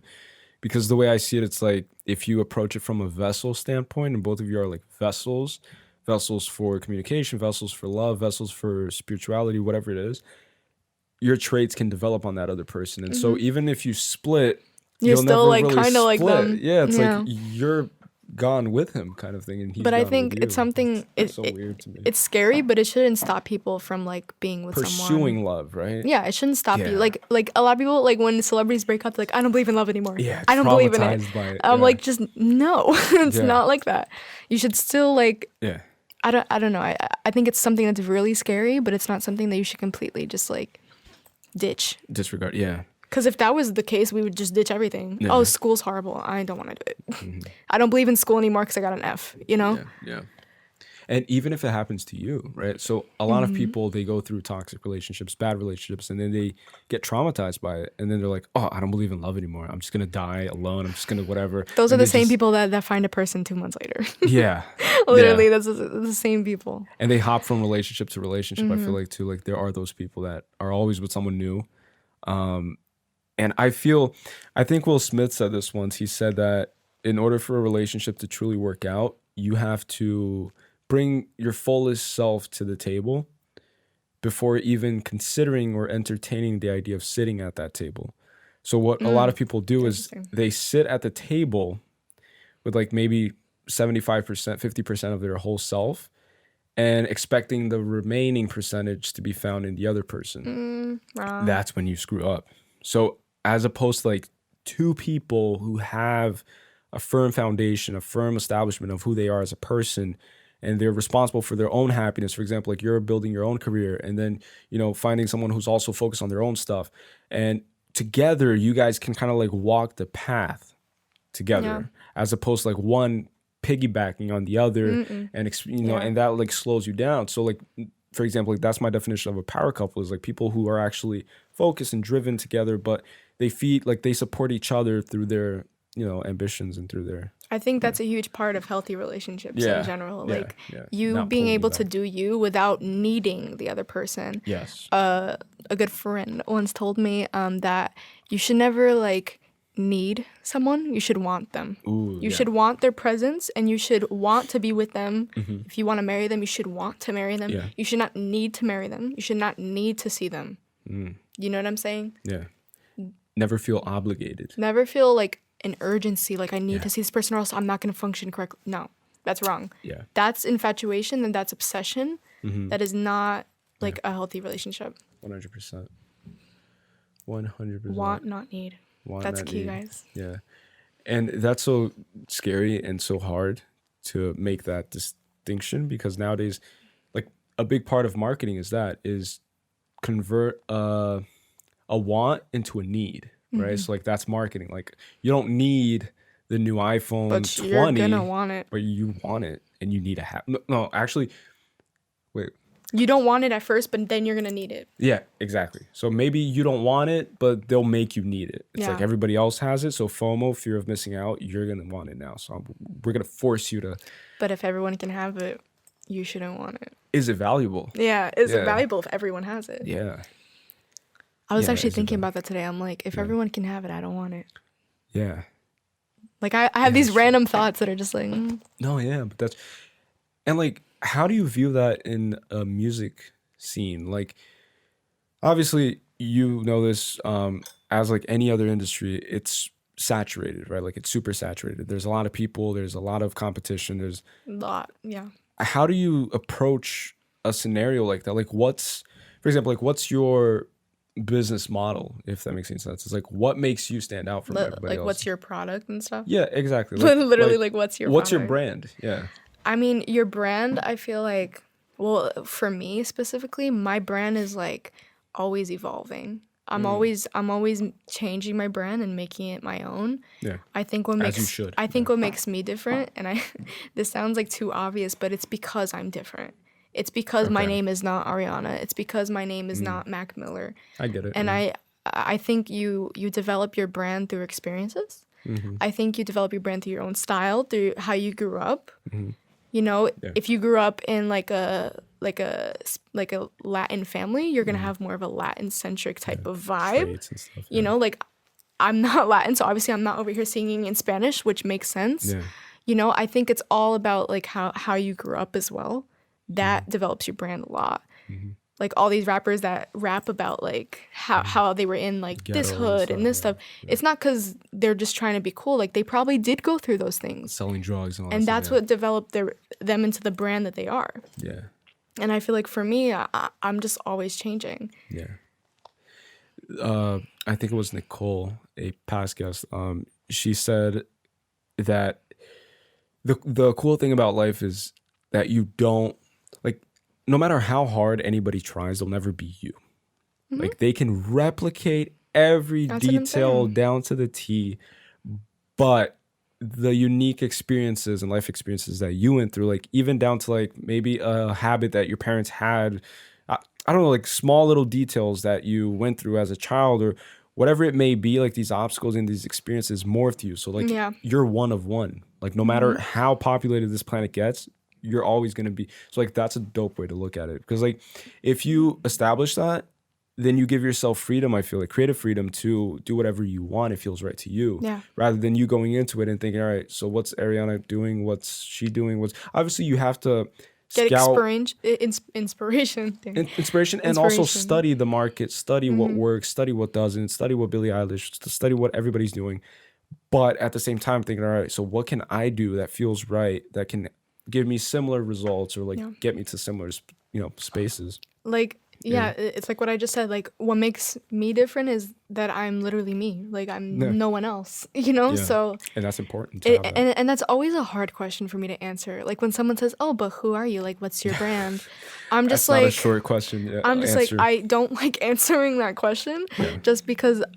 Like, there's just too many ways to answer it. I could be like, oh, yeah, I'm the girl that likes to sing these types of songs. I have this type of style. Like, I could describe it like that, or I could just describe it as, it's just always going to change. Yeah. Yeah. What's your opinion on, like, do you plan on, like, making music videos or, like, anything like that? Music videos. Mm-hmm. I recently read that to like maximize your chances of like getting recognition and just getting seen is by investing money into like marketing and video production, like video production, content production. Like, do you have like any plans of like creating videos? That's something that I definitely want to do. Mm-hmm. It's just a point of like I want to create like music for that first, obviously. Yeah. Mm-hmm. I feel like right now my musical stance is that I'm really trying to discover like what like I'm saying, like my brand is. Okay, like I know myself enough and I know what I want, but it's always like it's a process to get there, and I really have to know like what I want to do musically, because I feel like I can go for so many different routes that I have to know what I want to do musically so that I can create first, and then like all the video production, that creativity comes with it. Gravitate around that. Yeah. So I feel like building who you are as an artist is so important, and I feel like I never got the chance to be able to do that fully. You know, like fully. Like Billie Eilish, for example, has down packed who she is. Whatever. Yeah. She got in it. Yeah. She got in the game so early. She was able to do it. You know. She was in the spotlight early, so she was able to, you know, kind of force herself. Yeah. And so that's what I'm trying to do. I'm trying to force myself to make my own like vision. Until you have that aha moment where you're like, oh, like I this found is what it. I'm gonna do. This is it. Yeah. So now I know exactly how we're gonna film this. I'm gonna hire a director. I know exactly who I want to work with. I know exactly. Yeah, and also building relationships with people is so important. Yeah.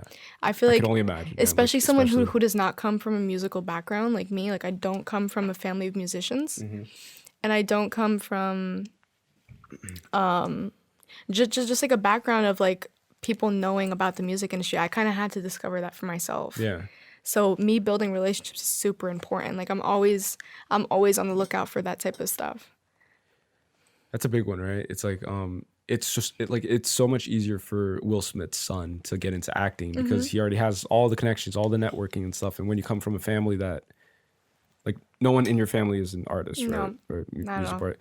And I'm just gonna make this assumption. Obviously, it's just an assumption because I come from a Brazilian family, so like my family's more conservative. Like they're supportive now, but nobody really had the courage to step out of line, if you will. Like it was always the more traditional path of like going to school and then just getting a career, just getting a 9-to-5, and then building up to retirement.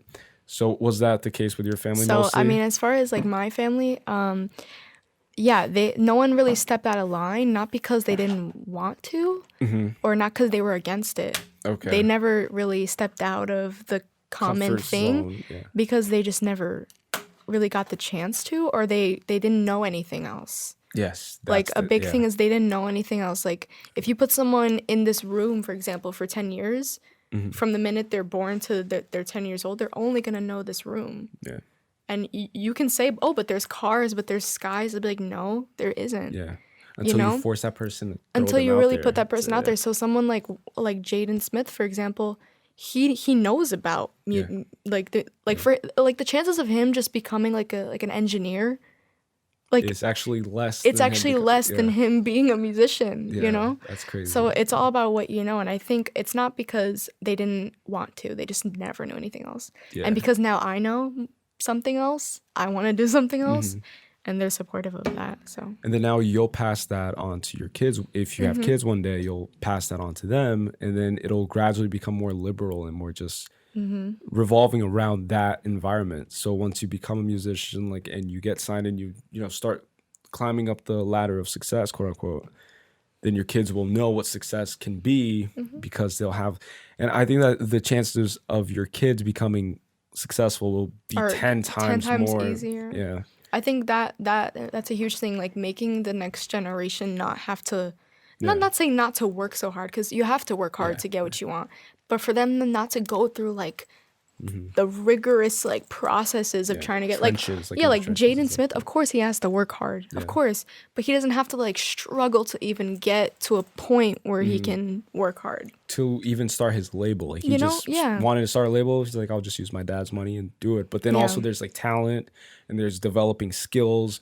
And also I think that like talent is something that you're born with, but skill is developed, right? So it's like you might not be as talented as the person next to you, but that doesn't mean that you can't develop a skill that person might not have. But hard work beats talent any day. All the time. 100%. All the time. And just touching on what, on the whole Will Smith subject, he also said once that if, like, you can be more talented, but you'll never outwork him. So if you want to like get on a treadmill against him, he said that, he's willing to die on that treadmill. What? Like that's what he said. Like he's willing to die on that treadmill and do whatever it takes, but you won't beat him. So it's like that's why I asked earlier if you have like a more competitive mindset, because you have, and he's top tier. Like he's like one of the greatest actors of all time, and he's still relevant to this day.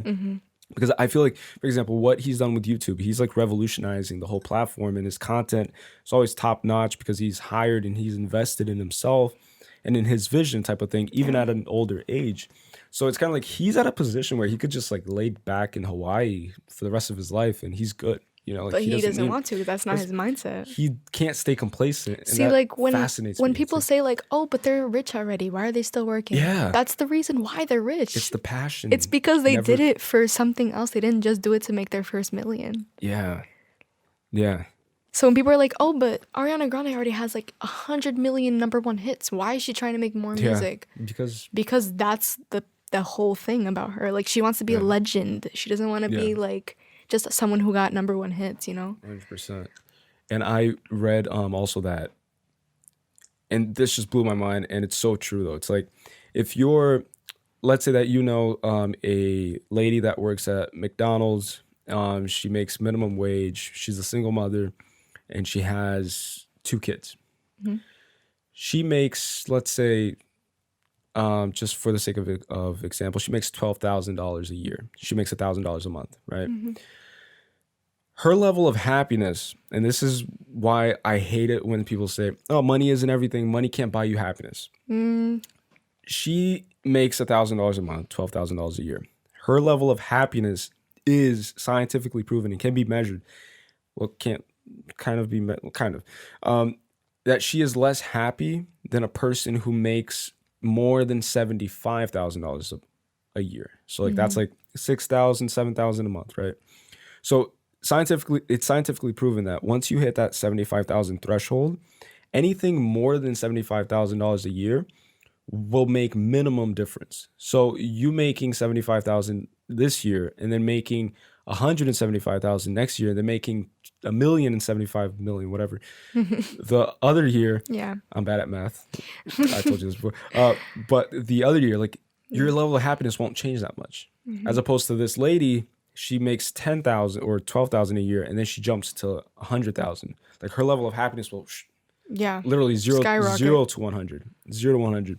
So I think that like everybody should like aspire to reach a certain financial freedom. I think that's what I was saying about success. Financial freedom. It's like it's just building a foundation. Yes. It's not about getting a Mercedes. It's about being able to own a Honda first. Yeah. Yeah. You know. Exactly. If you can do that, then you can get your Mercedes. And then being satisfied with the Honda too. Yeah. It's just like I love my Honda. Like being grateful. I'm still in my Nissan. It's like even Russ says that, like, still in my Nissan, still with my day ones. It's like you just being like, I don't care what other people value. Like, I don't care about getting another better car so I could flex on people and drive around clubs and just be like, there's just no reason for look that. At my leased Mercedes. I'm paying my leased Mercedes. I didn't even buy it. I'm paying $2,000 a month on it. Barely afford gas and food, but hey, look at me, you know. And then also, I feel like that attracts what you put out too. It's like I'm crazy. Like I'm very against superficiality and just like superficial people. Like I can't stand them. I can't have a conversation with someone who only cares about things that I view no value in. Like I can have a conversation obviously, but I can't develop a friendship with them, you know, like it's just. So if you're that person and you're superficial, then you're going to attract superficiality as opposed to you being like focused and, you know, having a firm foundation, you're going to attract. But I think you're also attracting like false envy. People are envying you for no reason. Not knowing that you're leasing it. Not like oh my God, he has a Tesla. Like, oh my gosh.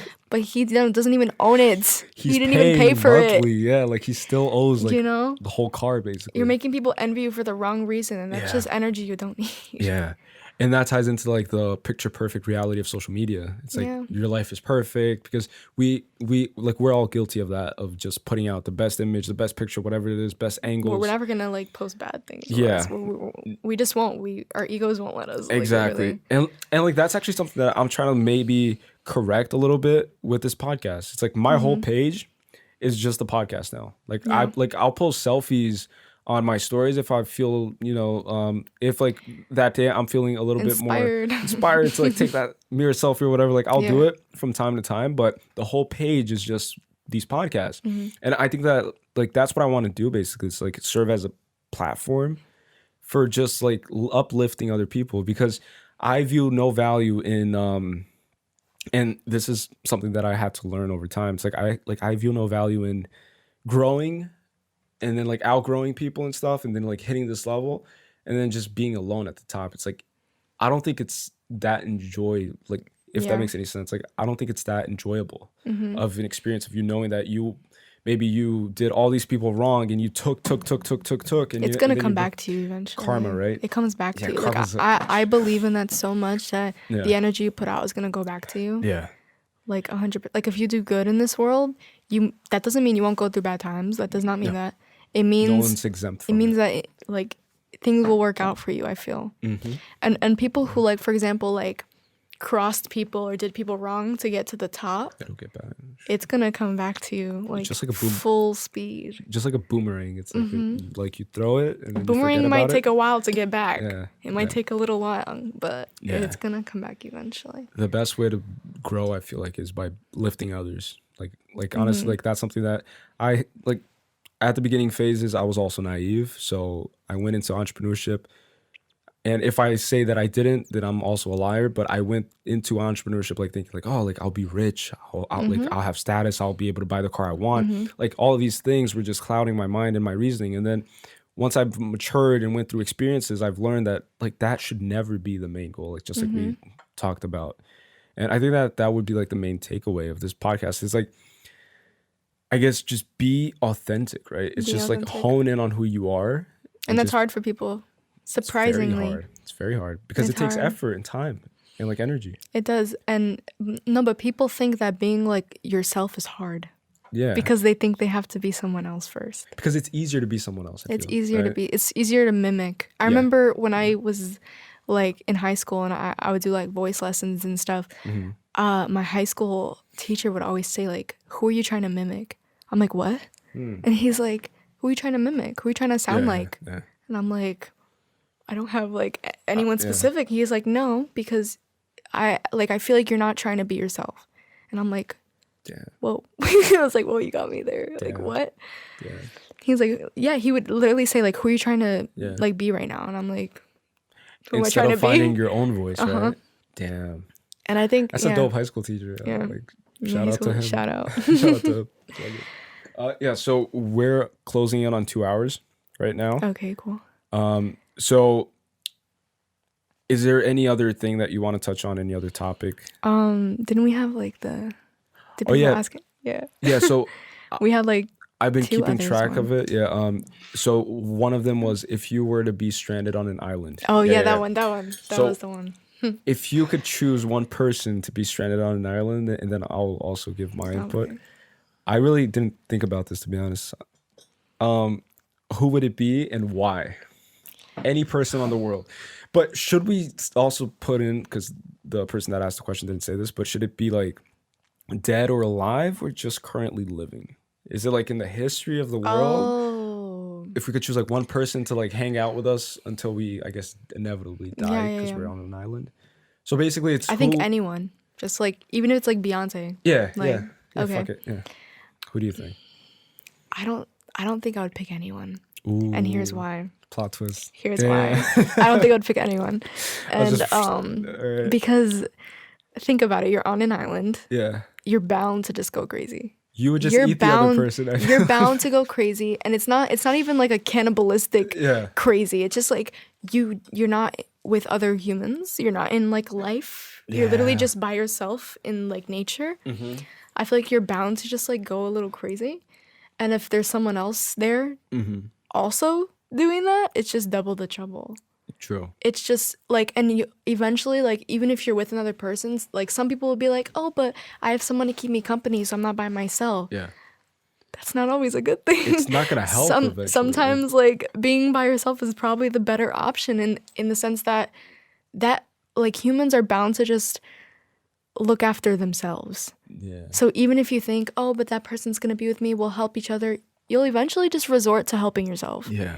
So I feel like I don't know. I don't think I'll pick anybody. Oh, that's a dope answer, to be honest. Because if you think about it, it's like even if you have a company, like during the first month, for example, you're like, oh, at least I have someone to talk to. Mm-hmm. But after 3 years or a year of realizing and just coming to the conclusion, like, holy shit, nobody's coming. We're both gonna die here. So what's the point of me having you here anyways? Like, you're just an extra mouth to feed if there's one rabbit. Yeah. There's also that. It's like if we see one rabbit and that's the first rabbit we've seen in a week, It's like, all right, so and then you just look at them. It's like, and if you find the rabbit first, you're gonna have it for yourself, and then you're gonna feel entitled to it, and then the other person's gonna be like, all right. And well, I mean, the thing is, if you find it, it's yours. Yeah. And you'll constantly be arguing with someone, and it's just some, I don't know. How about you? I don't know.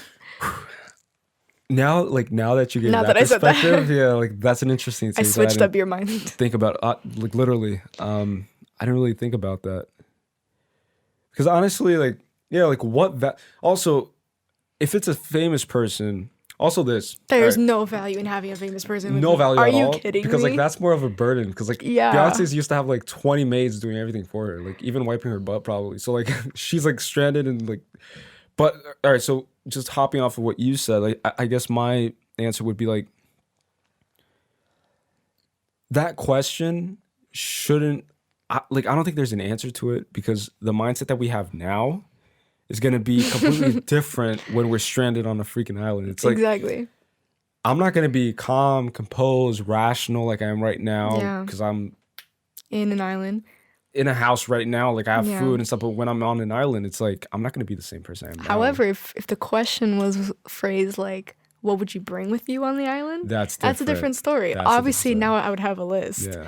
But if you're talking about people, okay, so nobody. Scratch off people. I'm sorry to the person who asked this question, but let's reiterate things. And if you could take one album to listen I've actually on the gotten island, this question, I think. Go. What's it called? I think it's the X and Y album by Coldplay. Okay.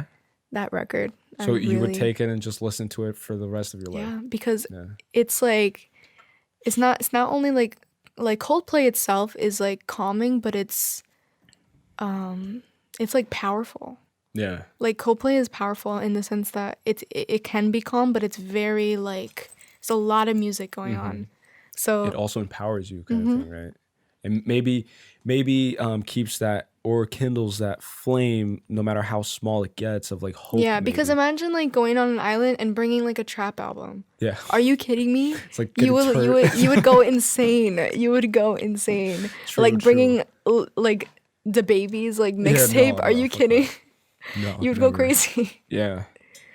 All right, my answer I don't know. I think honestly, I think I would take Mac Miller's Swimming. Okay. Because of what you said, it's like it's calming, but there's also like a more agitated, more like turn up kind of music to like keep me like kind of motivated and stuff. But it's like it's just very introspective. There's a lot of layers to it. It sounds beautiful, so it's kind of, and he's already gone. So it would kind of let me connect with the other side, if that makes any sense. And it'll give me like hope in a different way, as opposed to taking, I don't know, just like you said, the Baby's album. And he's talking about fucking the babysitter or whatever he says and stuff. It's like, but he's in LA right now getting turned or whatever. And I'm on an island stranded. Exactly. Yeah. But if I listen to Mac Miller, I could maybe, as I get crazier and crazier mentally, as I lose my mind, I'll be like, oh, I actually connect to him. I feel like I'm there with him. Yeah. So that's funny. Yeah. No, that's actually a good answer. So that was the second question, and then there were three. We answered the first one, I feel, which was crap. Let me just get the thing here because I forgot. Hold on, guys. We're just looking at the questions real quick. Yeah. So all right. So we already answered toxic versus healthy relationships. We answered who would you choose to be stranded on an island with, but we changed it up a bit. And the last one was, what was the last book you've read? I don't really read. Math book maybe? Physics maybe math. No, this probably sounds so bad, but I don't read. I don't have books that I'm like, oh my God, I love this novel. I'm not a reader. All right, so let's change it again. Again, I'm sorry to people who ask questions. We're not changing it because it's bad, right? Right. We're changing it because we see potential in it, and we see potential, and we want to rephrase. Exactly. We want to get the maximum effect out of it.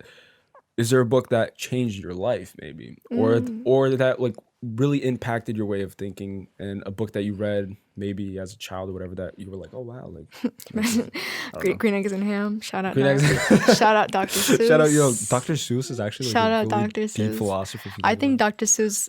I think he he was someone who like put like creativity into like kids, because you know how kids books are always like Mary had a lamb and Yeah. the lamb went to the store, like you Yeah. know, it's like that. Yeah. But Dr. Seuss is more like there's a cat inside my hat and I have Yeah. green eggs and ham, like you know, Rhyming and he stuff, was too. very he was just very creative, and He was out of the box. he was out of the box, Yeah. literally. Yeah. There's actually a book that I really want to buy that I think it's called The Philosophy of Dr. Seuss and stuff. Because if you really like dig deep into what he was doing as a movement, it's crazy. So yours is Green Eggs and Ham by Dr. Seuss. That sounds so bad. No, Guys, does I it? promise I'm not like ignorant. There's no wrong answer, to be honest. Yeah. It's just like if that impacted you and it was the one that you said, then there's a reason behind No, it. I think like what you read as a kid just impacts you a lot in general. So Everything that happens to you as a kid. everything that happens to you when you're a basically, kid molds you into an adult. 100%. So you can't talk no crap Yeah. about Dr. So Seuss. no hate on her for saying that. Don't hate on Dr. Seuss. Thank you. And I guess mine would be just a book called Ego is the Enemy because of the title itself. It's like that taught me to like put my ego at ease and just tame it and be like, all right, so yeah. All right, so those were the questions. So we answered those questions. And we also touched on like getting started on something, which was one of the questions on the live. So is there any other topic that you want to hit before we... I just think everything we said today was like was dope. Again, all over the place. I think right? it's all over. Yeah, it was all over the place, but like yeah. I feel like we got some good thinking in this. Because I look, hope y'all can feel that too. just like I told her and just like I told you, I'm not gonna like sit down here and try my best to like steer us down this path of like only music stuff and like try to like keep interview. Like again, I want to view you as a complex human being, like that you have like a complex set of experiences unique to you, unique to your personality that molded who we see now. So it's not like, oh, she's a musician. Like that's part of what you do. You're an artist, but you're a human first, I feel like. So like why not get your opinion on religion, afterlife, and all that stuff? So I want to do that with every guest and hopefully like people out there maybe have a similar opinion to you. It's like, oh shit, Dr. Seuss is I didn't know she liked Dr. It's Seuss. like, yo, damn, I relate with her now. Dr. Seuss Seuss gang, and then start the hashtag Dr. Seuss gang and whatever. Exactly. But yeah, so at the end of every podcast, I don't know if you know this, but I like to end it off with asking the guest right now, no pressure. No pressure. The entire world is given an earpiece and they put it in, and whatever you utter into this microphone will be translated perfectly into their language and they'll understand it. And you have this opportunity, again, no pressure, to look into that camera. You're on the world stage and you have the opportunity to convey a message. But it doesn't have to be anything deep necessarily. It could be if you want. It could be something as simple as follow me on the gram, whatever. Like I've had people say like follow me on the gram, whatever. Just whatever you feel like saying to humanity right now, if you had the opportunity. Yes. I think I would definitely like speak on kindness. I think as cliche as it sounds, this world does need like more kindness in it. That's the main reason why we have wars, why we have conflict, why we have all this, because everyone's so focused on themselves and what they want, and they forget about others. I think we all just need to focus on kindness and what we can do for others rather than what we can just do for ourselves. So I guess I would just say think about others first, and you thinking about yourself will follow. Like what you need will follow after you do that. Damn. So it's crazy because the last two guests also said something about kindness. So like kindness has been like a recurring theme and a recurring topic that we need more of in the world, obviously, because if everybody feels this world's crazy. Like it's crazy. Yeah, it's so fucked up. That's a great message. Yeah. Thank you so much for again for coming on. Shout out to your dad for being patient and just waiting for the whole episode. He's been sitting there for I think 2 hours. I'm so sorry to him.